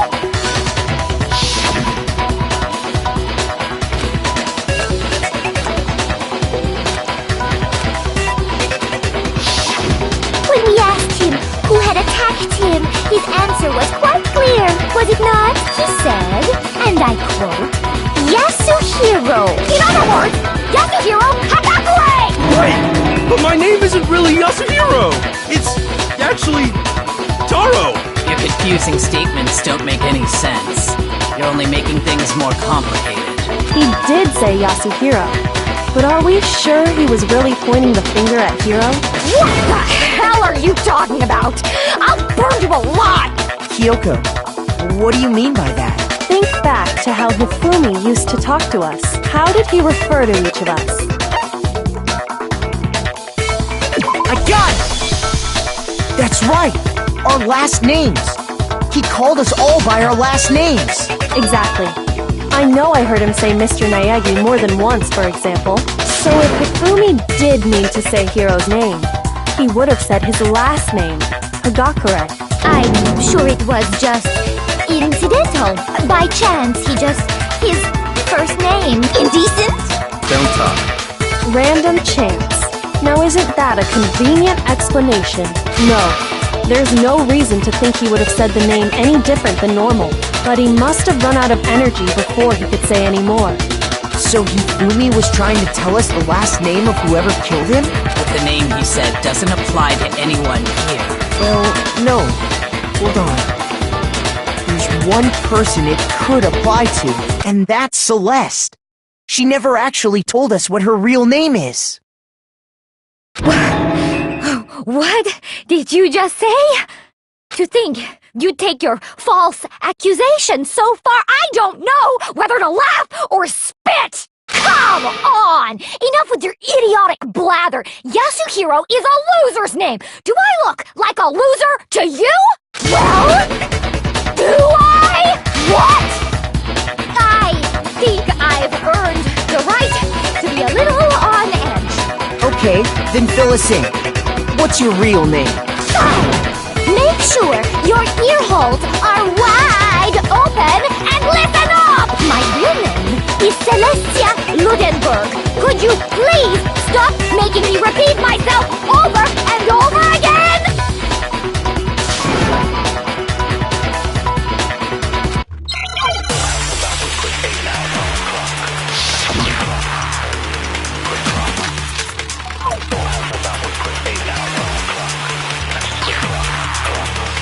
Hifumi was trying to tell us something.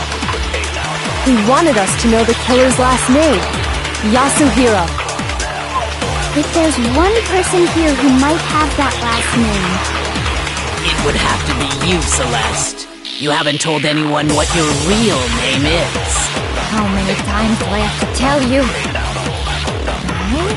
My name is...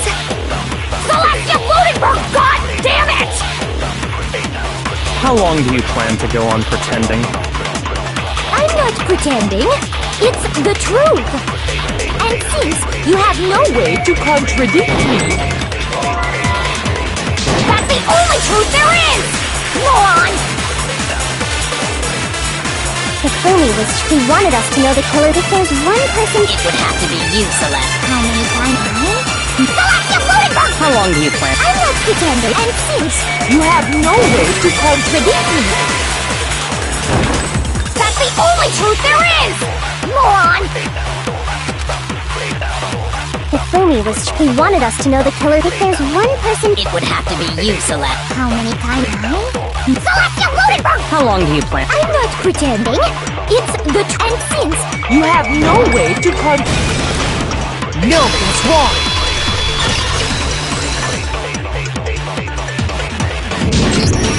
That's it! The handbook! What? Anytime you turn your handbook on, it shows the owner's name when it boots up, right? Monokuma told us all about it before.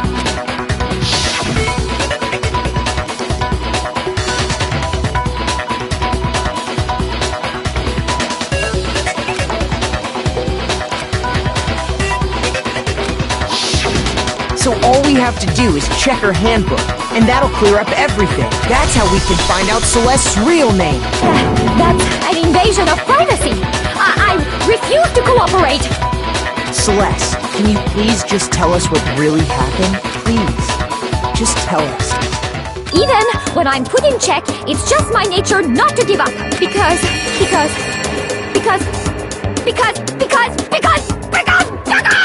Until the game's over, you never know what might happen! Fine then. Let me settle it. Let me go over the case again, from the beginning, and shed light on all your crimes. And that'll bring everything to an end.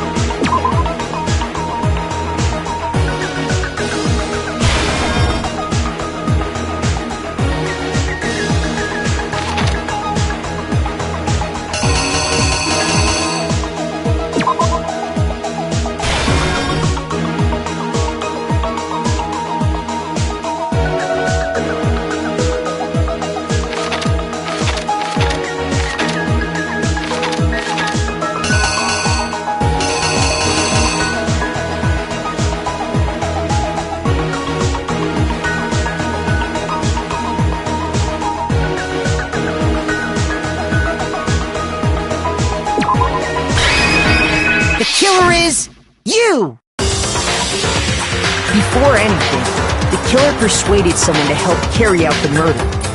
And that person was...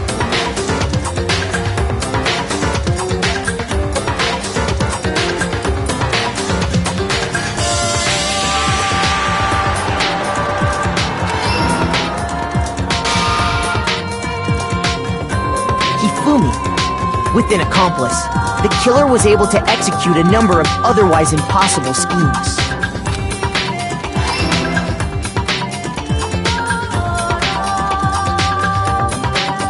First, they convinced someone to meet them in the rec room last night at 1 in the morning.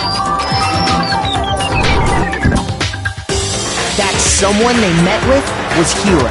The murderous duo intended to pass Hiro off as the prime suspect. So when they met up with him, they drugged him, knocked him out, and stuffed him into the Robo-Justice suit.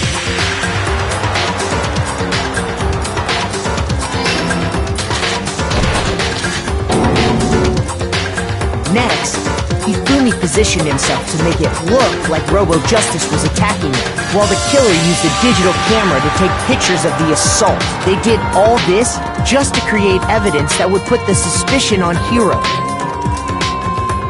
When they were done with him, they shoved him, still unconscious, into the pool room locker. And then finally, at 6 a.m., they moved into the murder phase of their plan. They called Taka to the equipment room.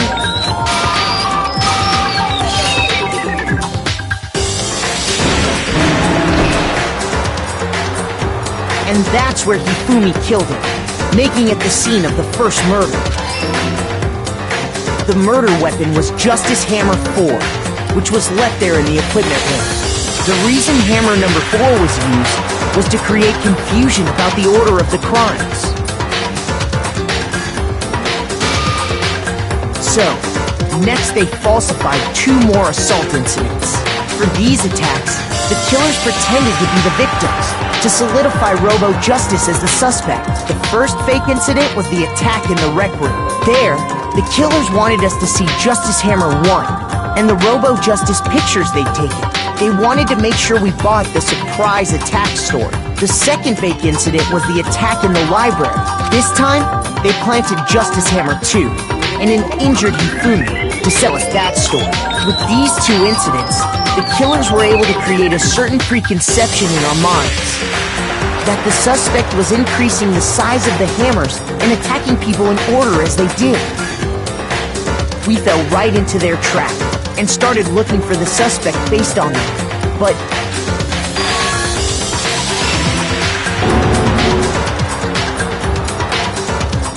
while we did that, we left Hifumi alone in the nurse's office. This was exactly what Hifumi was hoping for.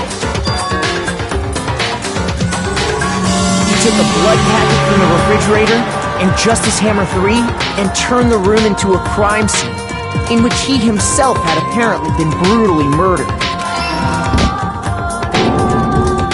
He let out a scream to draw us back, and when we returned, that's what we found. Meanwhile, the other group that had been out searching found Taka's body at the same time. So when we heard the body discovery announcement, we naturally assumed it was for Hifumi. We left the nurse's office, and Hifumi once again took advantage of the situation. He simply got up and made his escape. When we learned his body had disappeared, we all rushed back to the nurse's office, and once again, Hifumi had the chance he was waiting for. This time, he snuck into the equipment room.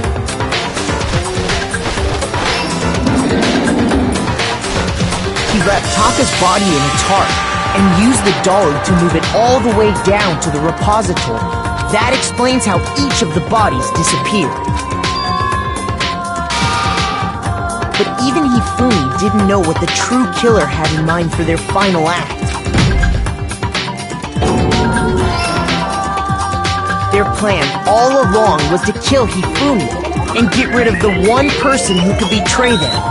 And they did it using an ordinary, everyday hammer from the repository. That should cover everything that happened in this case.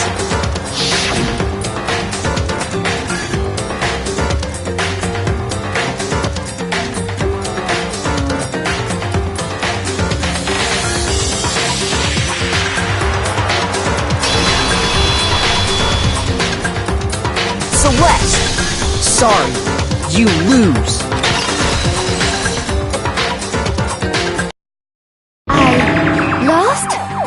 Lost?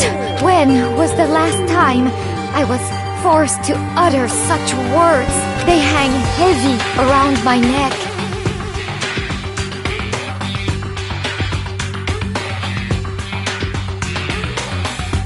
Then you admit it? You're the killer? Listen to you, trying to take charge, as if you're my private instructor. I, Celestia Ludenberg. Actually, no. Taiko Yasuhiro is fine. Taiko? So, you finally accepted it. I'm the kind of person, once I've lost, I don't like things to drag on. Interesting.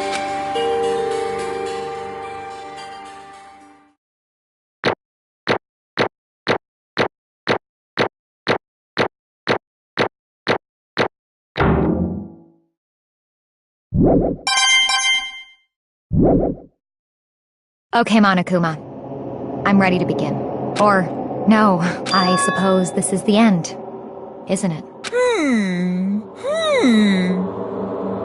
It is indeed the moment we've all been waiting for. Time to vote, okay? Okay. If you would, please locate your lever and cast your vote. And when the votes are tallied, who will become the blackened?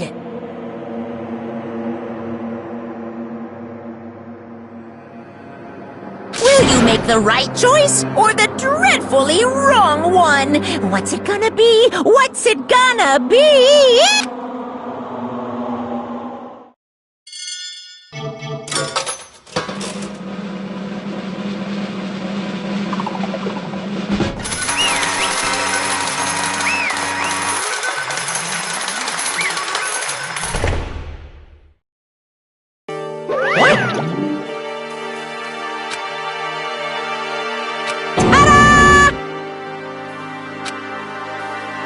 Honestly.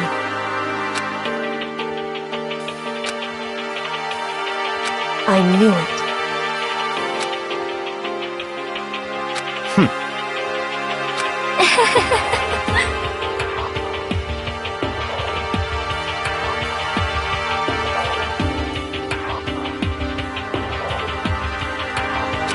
So then,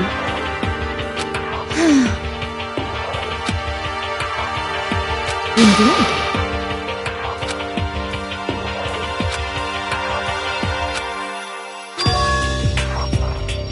Say what? just a second. In other words, Indeed.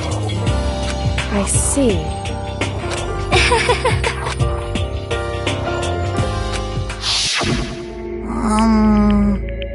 Actually,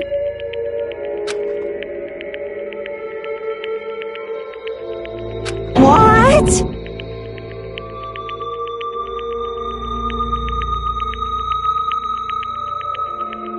are you okay with this? So then,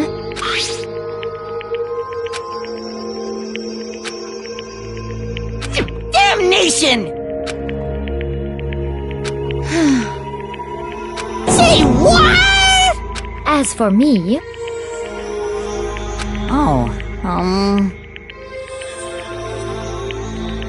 as for me, What?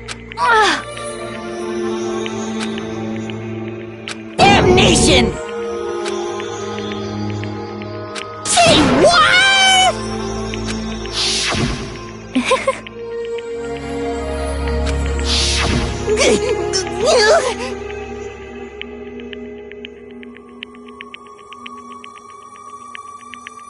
Completely unforgivable!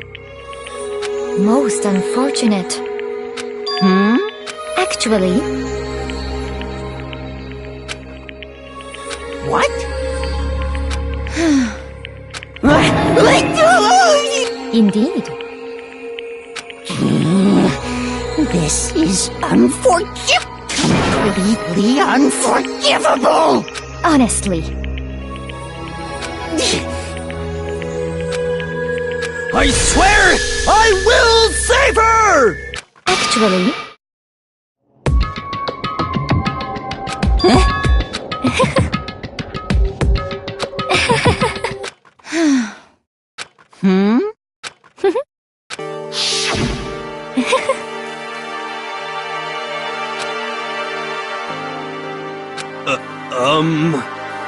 I see. indeed.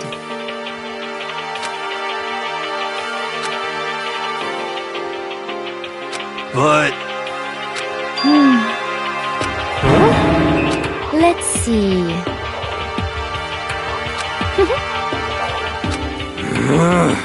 Well,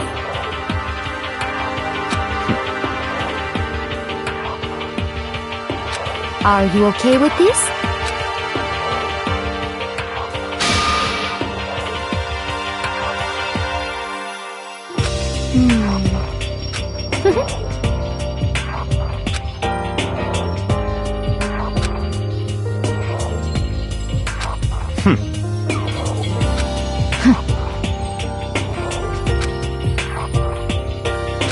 so in the end,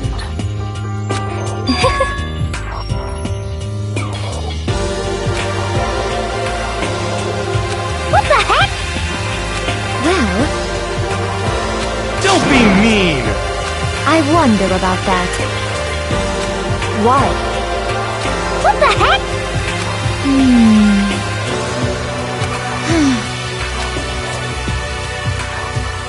But You little bitch! Hey! You little bitch! This is fine. Honestly.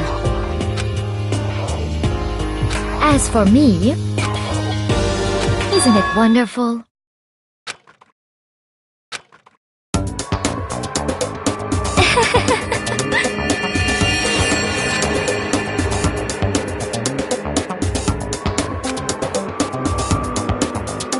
This is fine.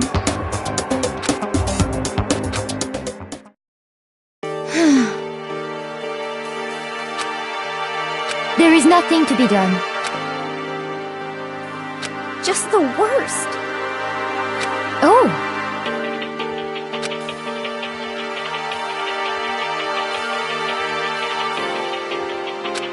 understand? What is this?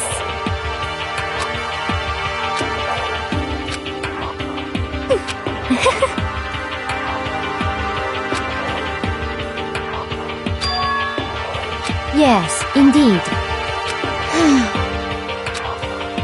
Isn't it wonderful? Hey.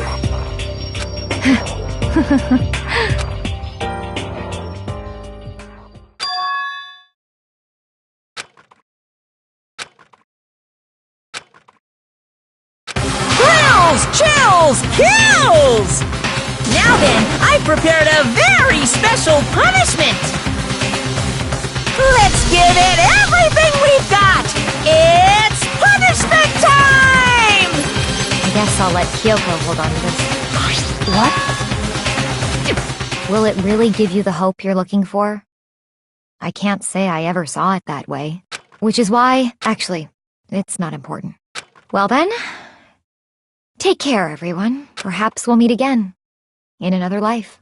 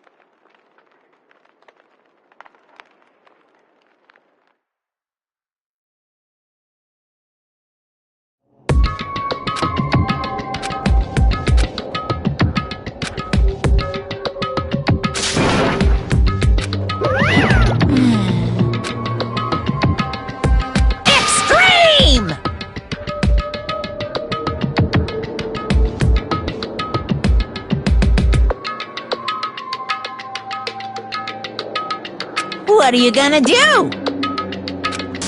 Let me out of here! Too bad.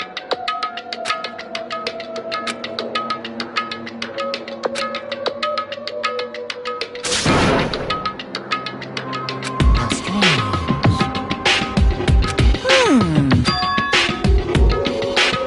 Hey! Hey! Wah-wah? So then, you... Ooh! Hey, Ooh! How exciting!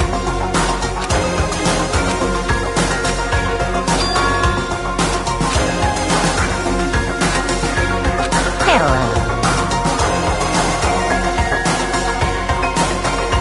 Well?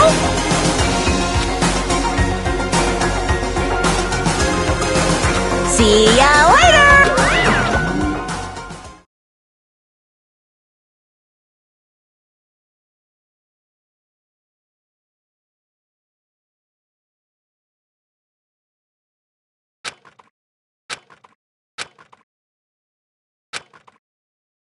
so...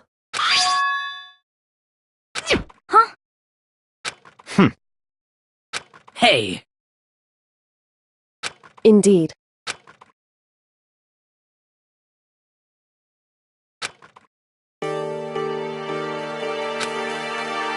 Hey, What? so... Come on. What? Goodbye. well then. Yo!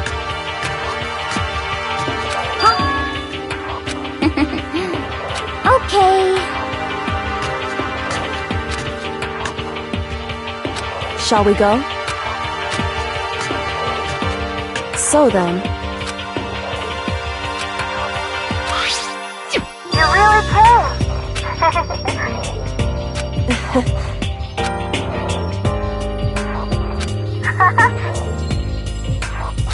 So,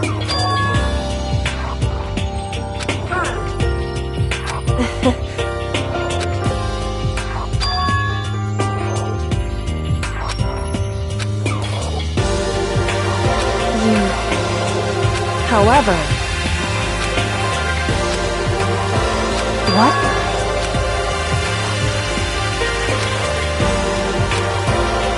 Indeed.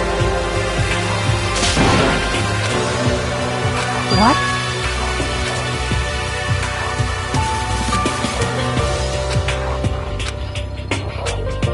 It's true. That's fine.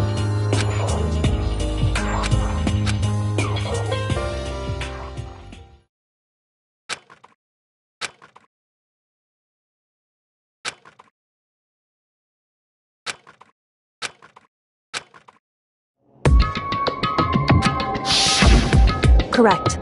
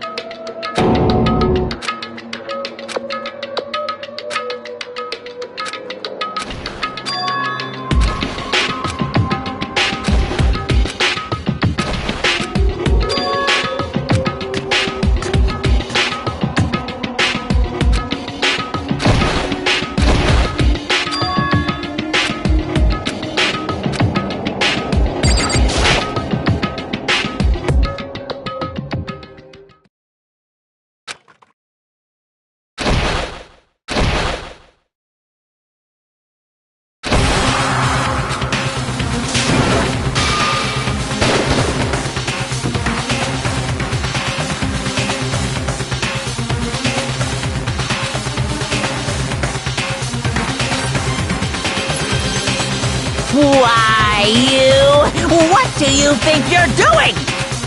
I asked you a question. What's the meaning of this? How dare you defy me? This wasn't part of the deal! I've made a decision. I will no longer retreat. No longer compromise. No longer regret. I've made my decision. I'm going to resist you. Okay. But you do realize what will happen if you go through with this, right? You haven't forgotten, have you, what I'm holding hostage?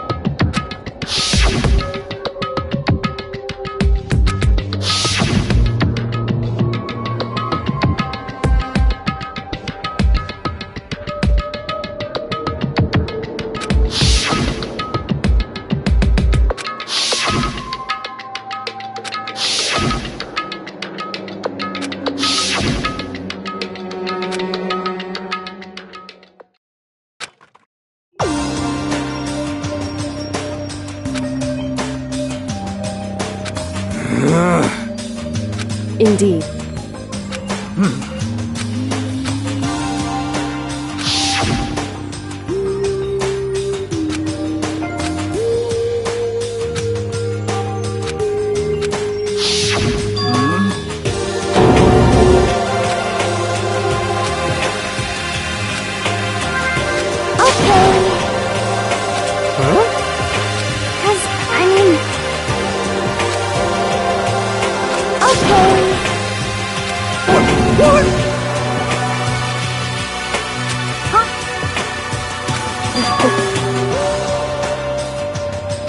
I see.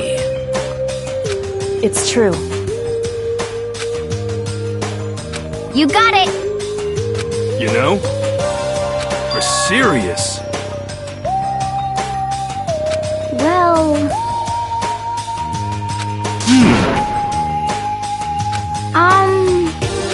According to the spirits... However... How about that? It's not like some occult mystery. The occult is bullcrap! You got it all wrong! So... Actually...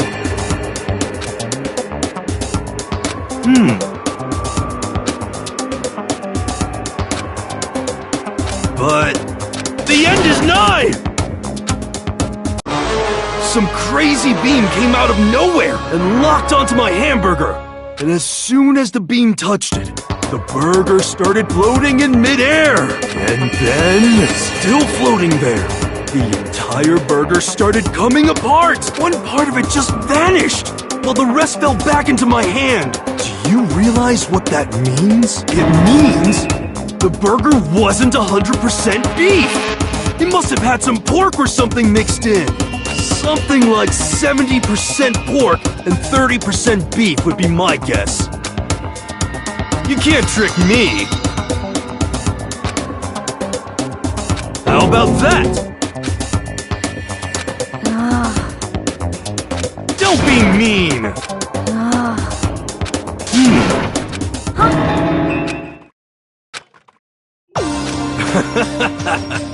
Yeah! Of course. Indeed.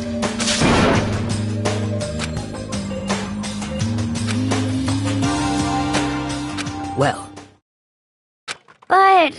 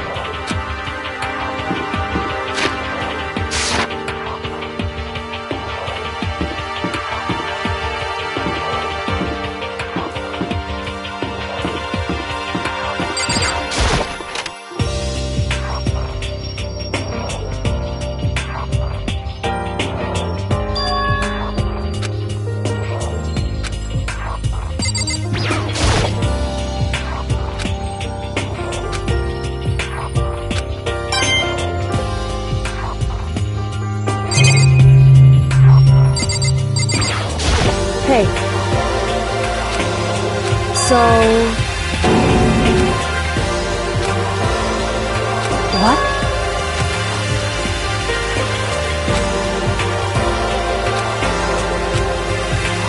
That's fine. Because...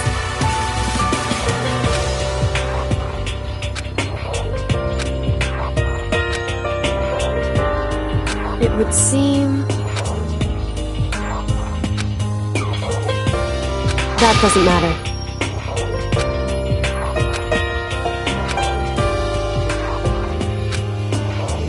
Just a second. So... listen to me. So then... am I wrong?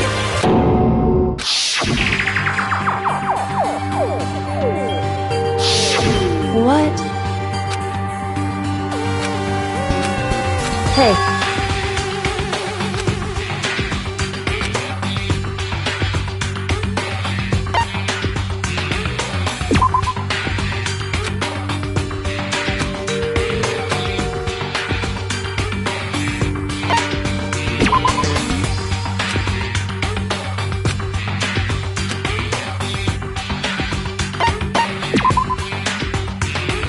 Correct. However... that's fine. Goodbye.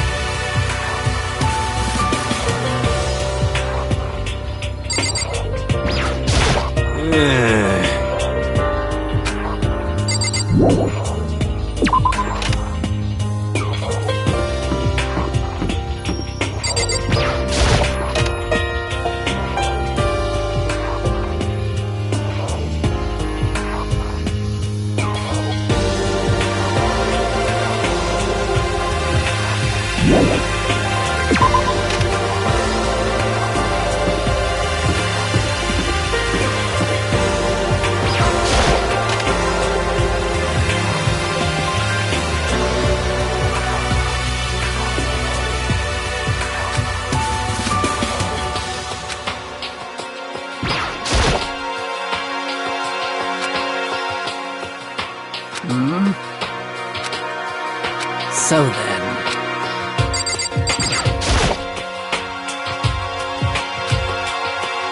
Hey, Makoto! Huh?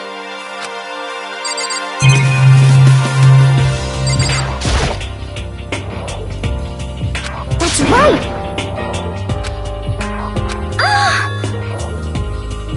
Okay. Hey!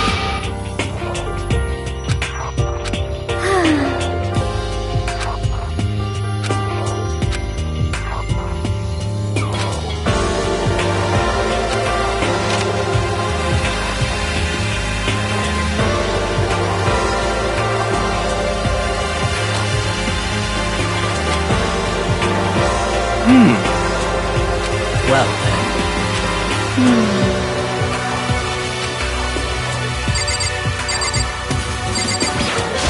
Yeah! Okay.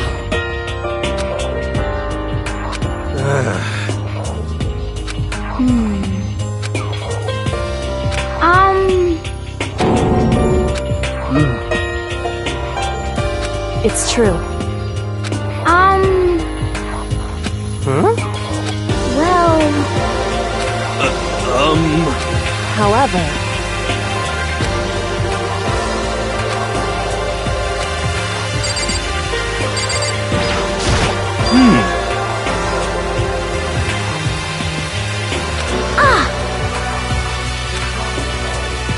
But how about that?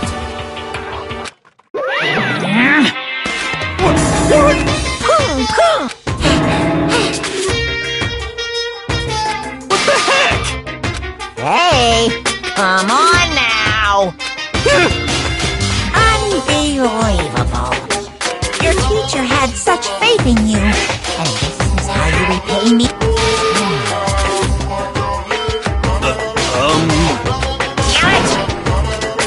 Damn it! This is kind of depressing. Ta-da! Too bad.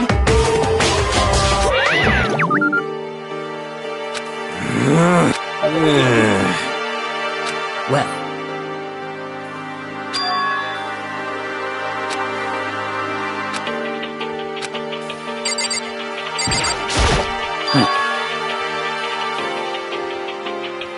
in other words,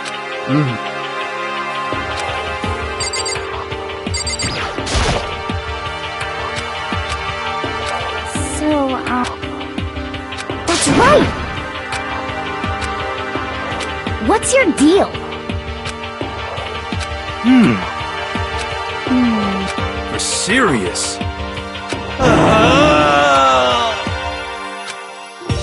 How about that?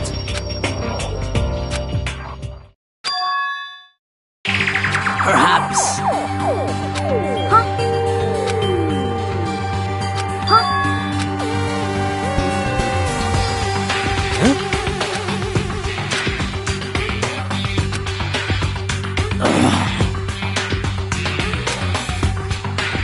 But...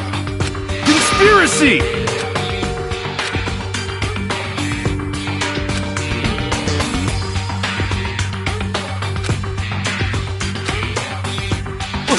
What? so then, because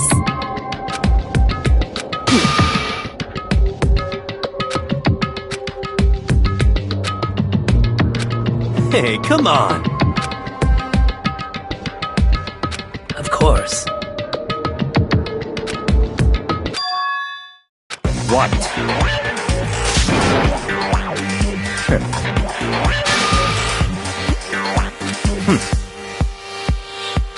You know? Just a second! What the heck? That's right.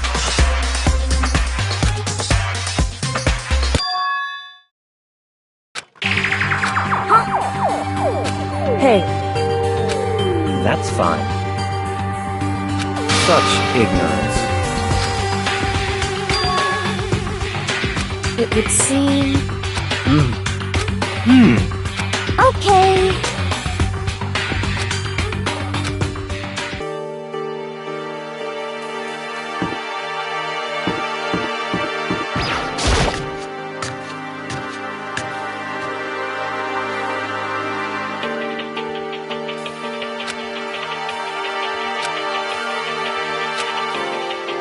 What's your problem?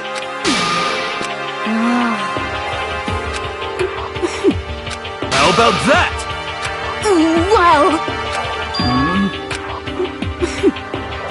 Huh?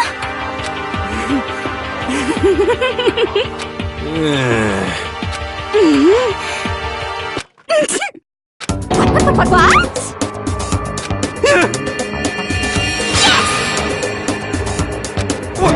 What?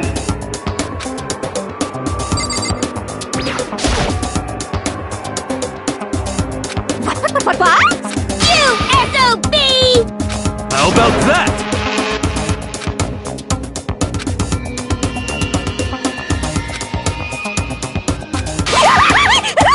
Oh, I'm on fire! Hey,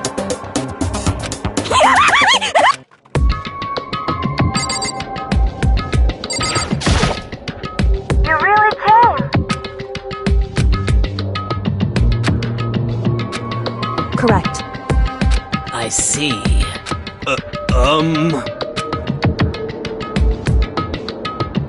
Just a second. So then, Leave it to me.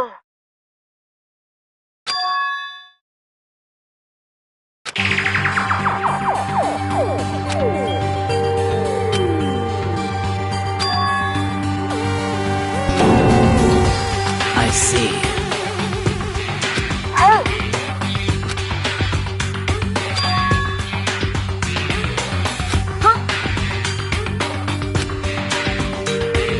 No way! just a second. that's right.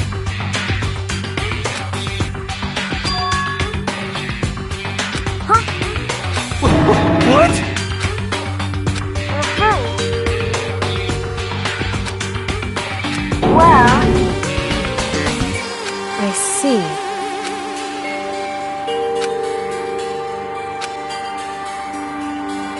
That's right. So, Hey, sorry.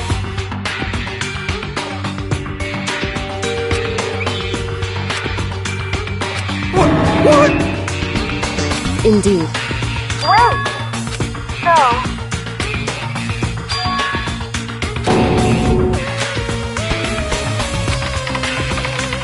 sorry.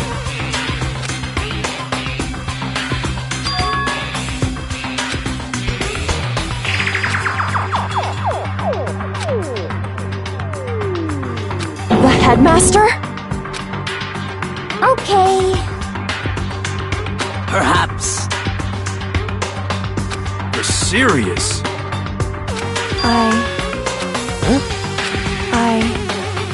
No matter what, So,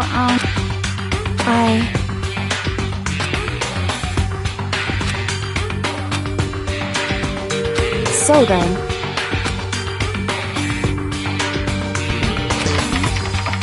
Sorry.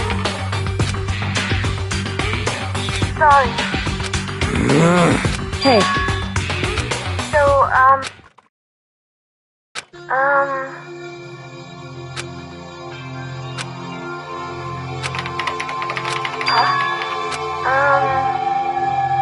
okay then.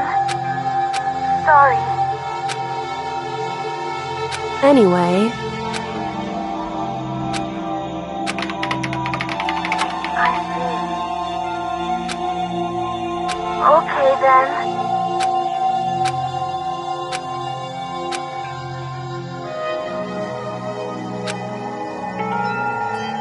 I see.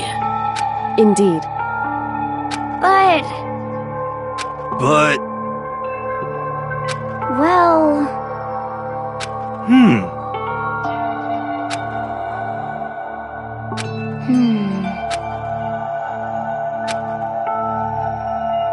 Hey. Huh?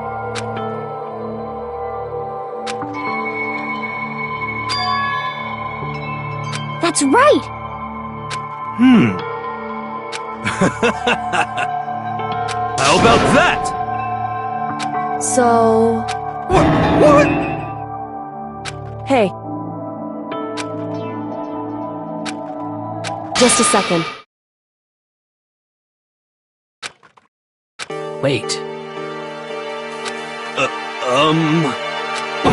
What? Well,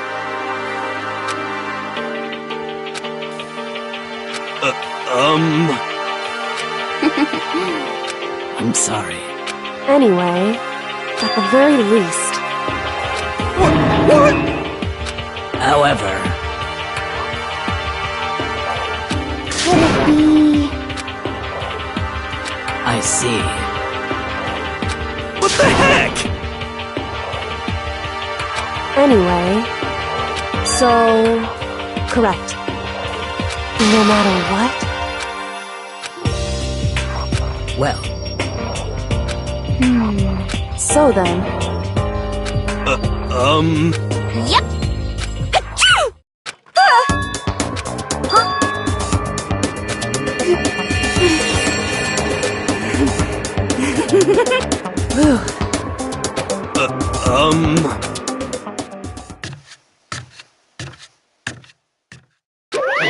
Ba-bum, ba-bum.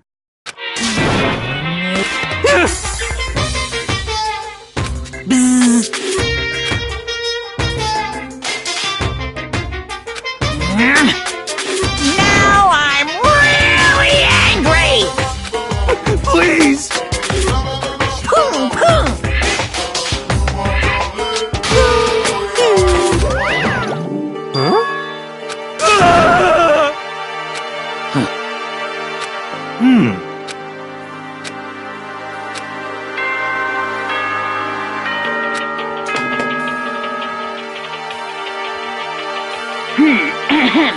This is a school announcement. It is now 10 p.m. As such, it is officially nighttime. Soon the doors to the dining hall will be locked, and entry at that point is strictly prohibited. Okay then. Sweet dreams, everyone. Good night. Sleep tight. Don't let the bed bug bite. correct.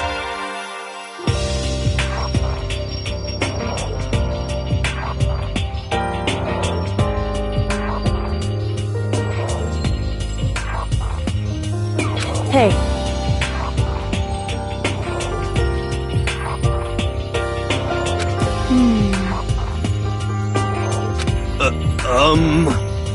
It's true.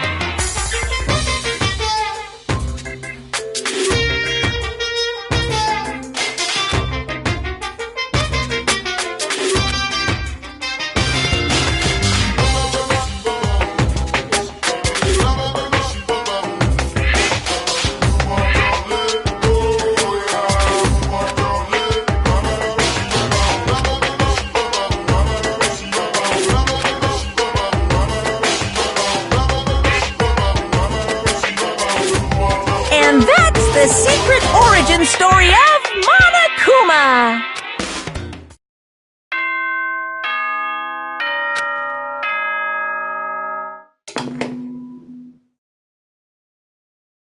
Good morning, everyone! It is now 7 a.m. and nighttime is officially over. Time to rise and shine! Get ready to greet another beautiful day!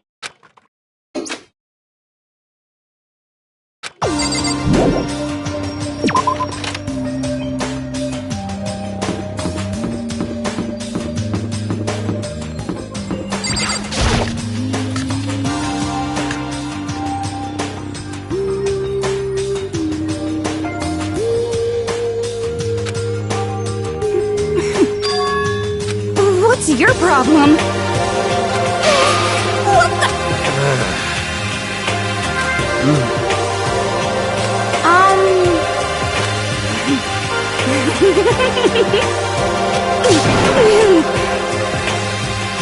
Okay. You know? You know? Just a second. Just the worst. What the heck? Huh?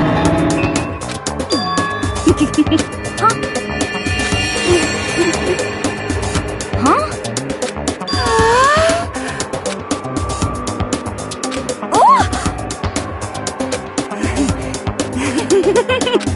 Please!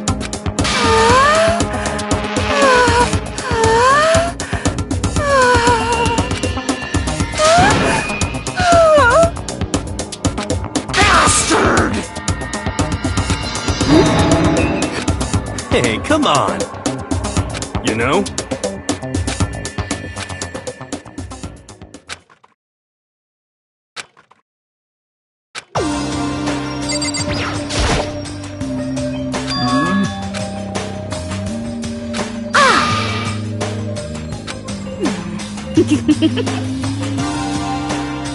Just the worst. Well, Huh?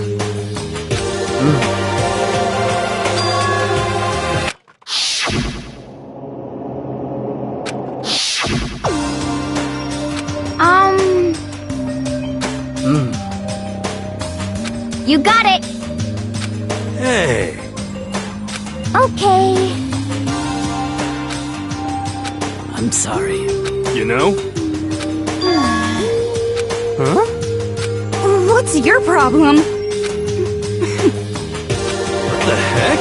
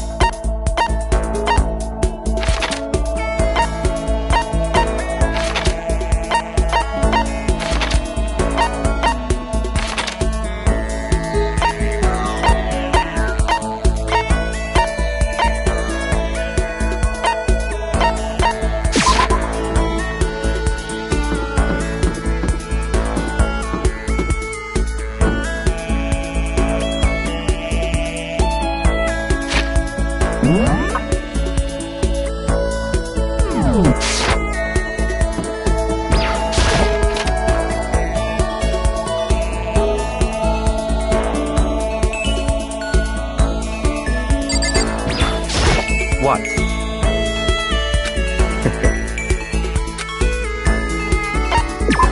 That's fine.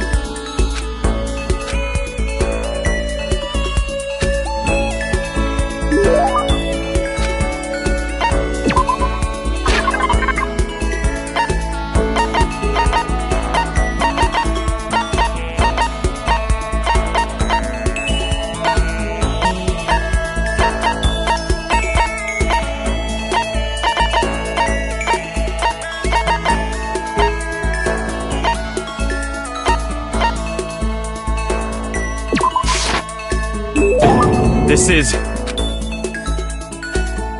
Naturally.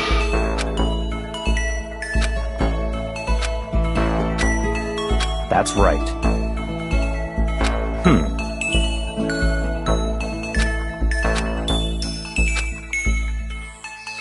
So, in other words...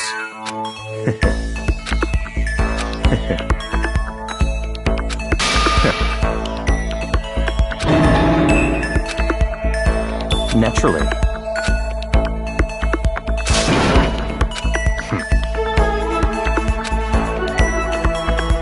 In other words...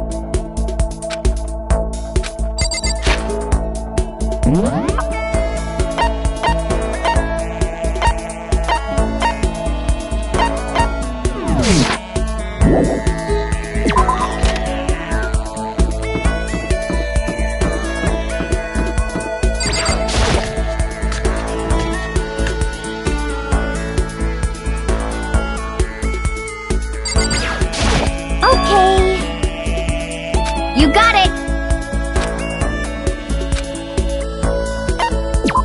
Yeah!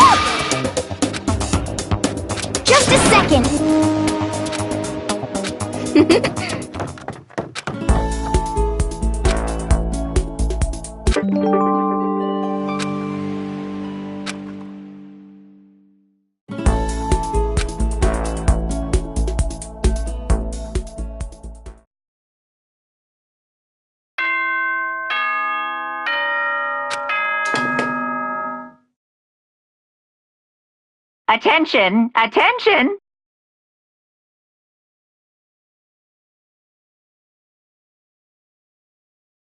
Please gather in the gym as soon as you possibly can. Quickly, quickly, quickly, quickly!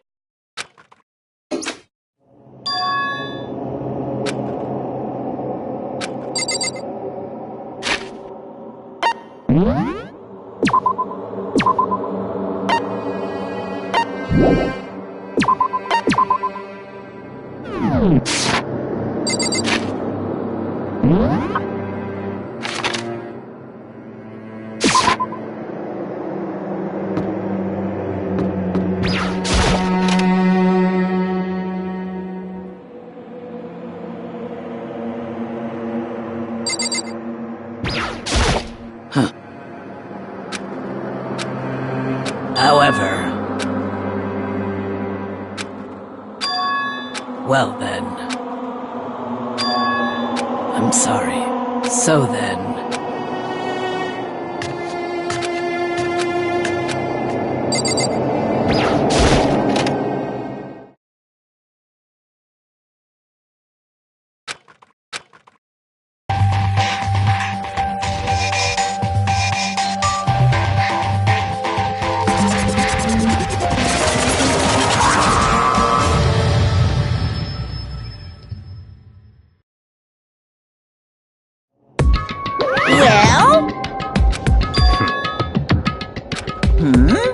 That's right. Huh? I see.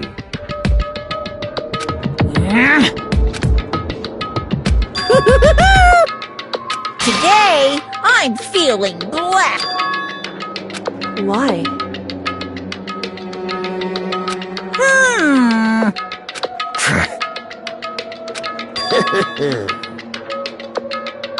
Come on. In other words, hey,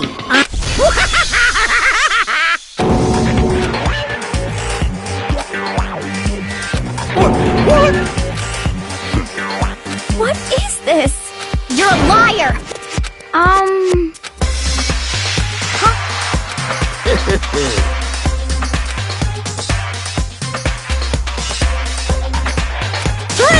Chills! Kick! I can't wait! I can't...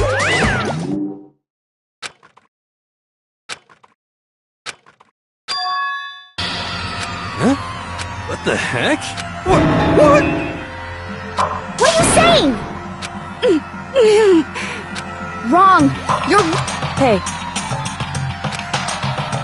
I'm sorry. Oh no! I'm sorry. Huh?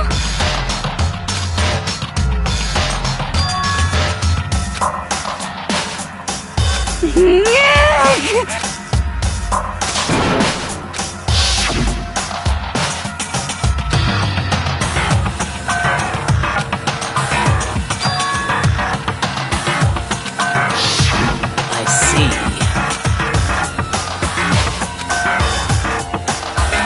What? Not possible. Impossible.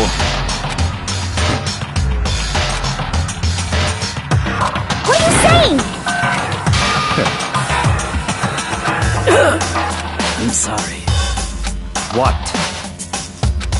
Please. Don't make me repeat myself. Come on.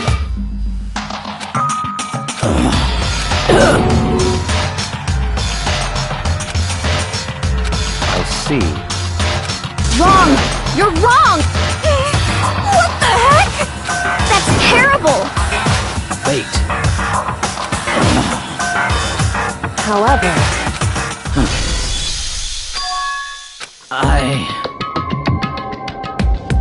I'm sorry. Huh? Hina. Huh? I'm sorry. Well, But... I'm sorry.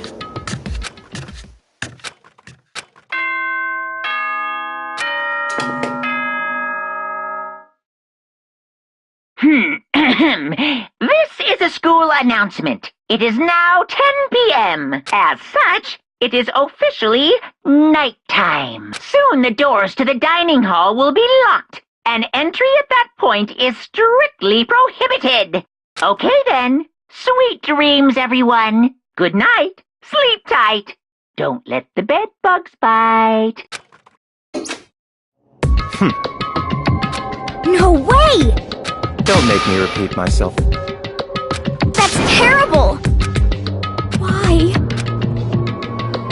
What? What is this? Calm down. What? Anyway...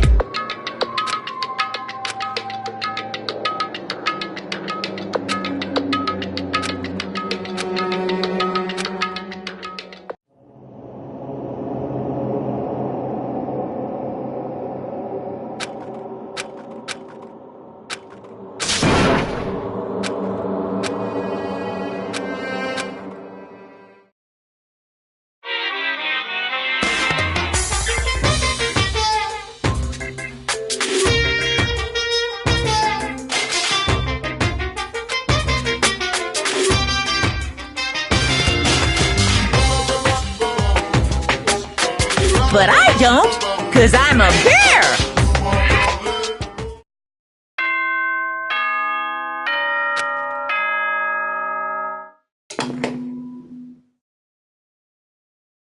Good morning, everyone!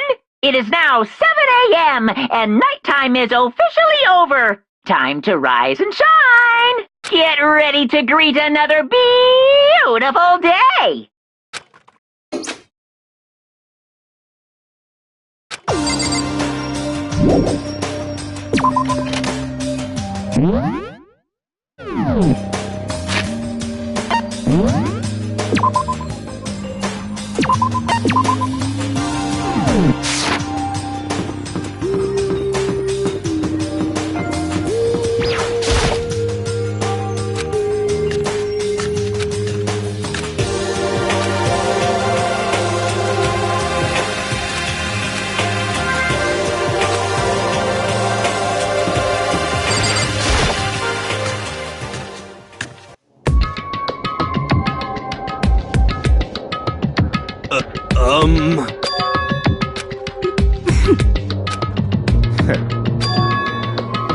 What the heck? Such ignorance.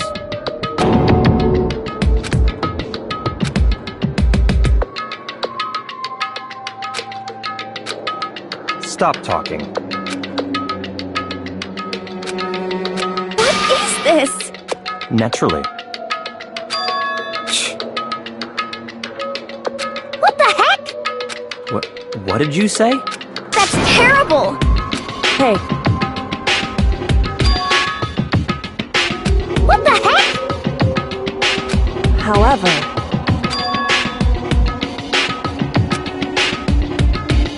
in other words, But...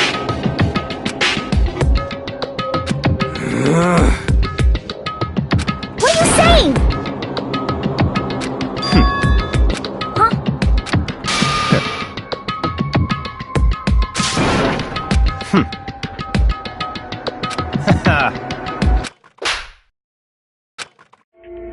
What the hell? You disgust me! You're a monster! To say something like that, it should have been you. You should have been the one to die! What? Interesting. What is this?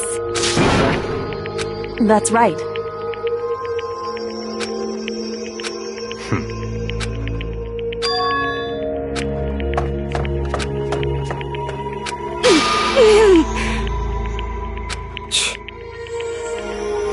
Just a second. Hey, I don't have time to play with you. You know?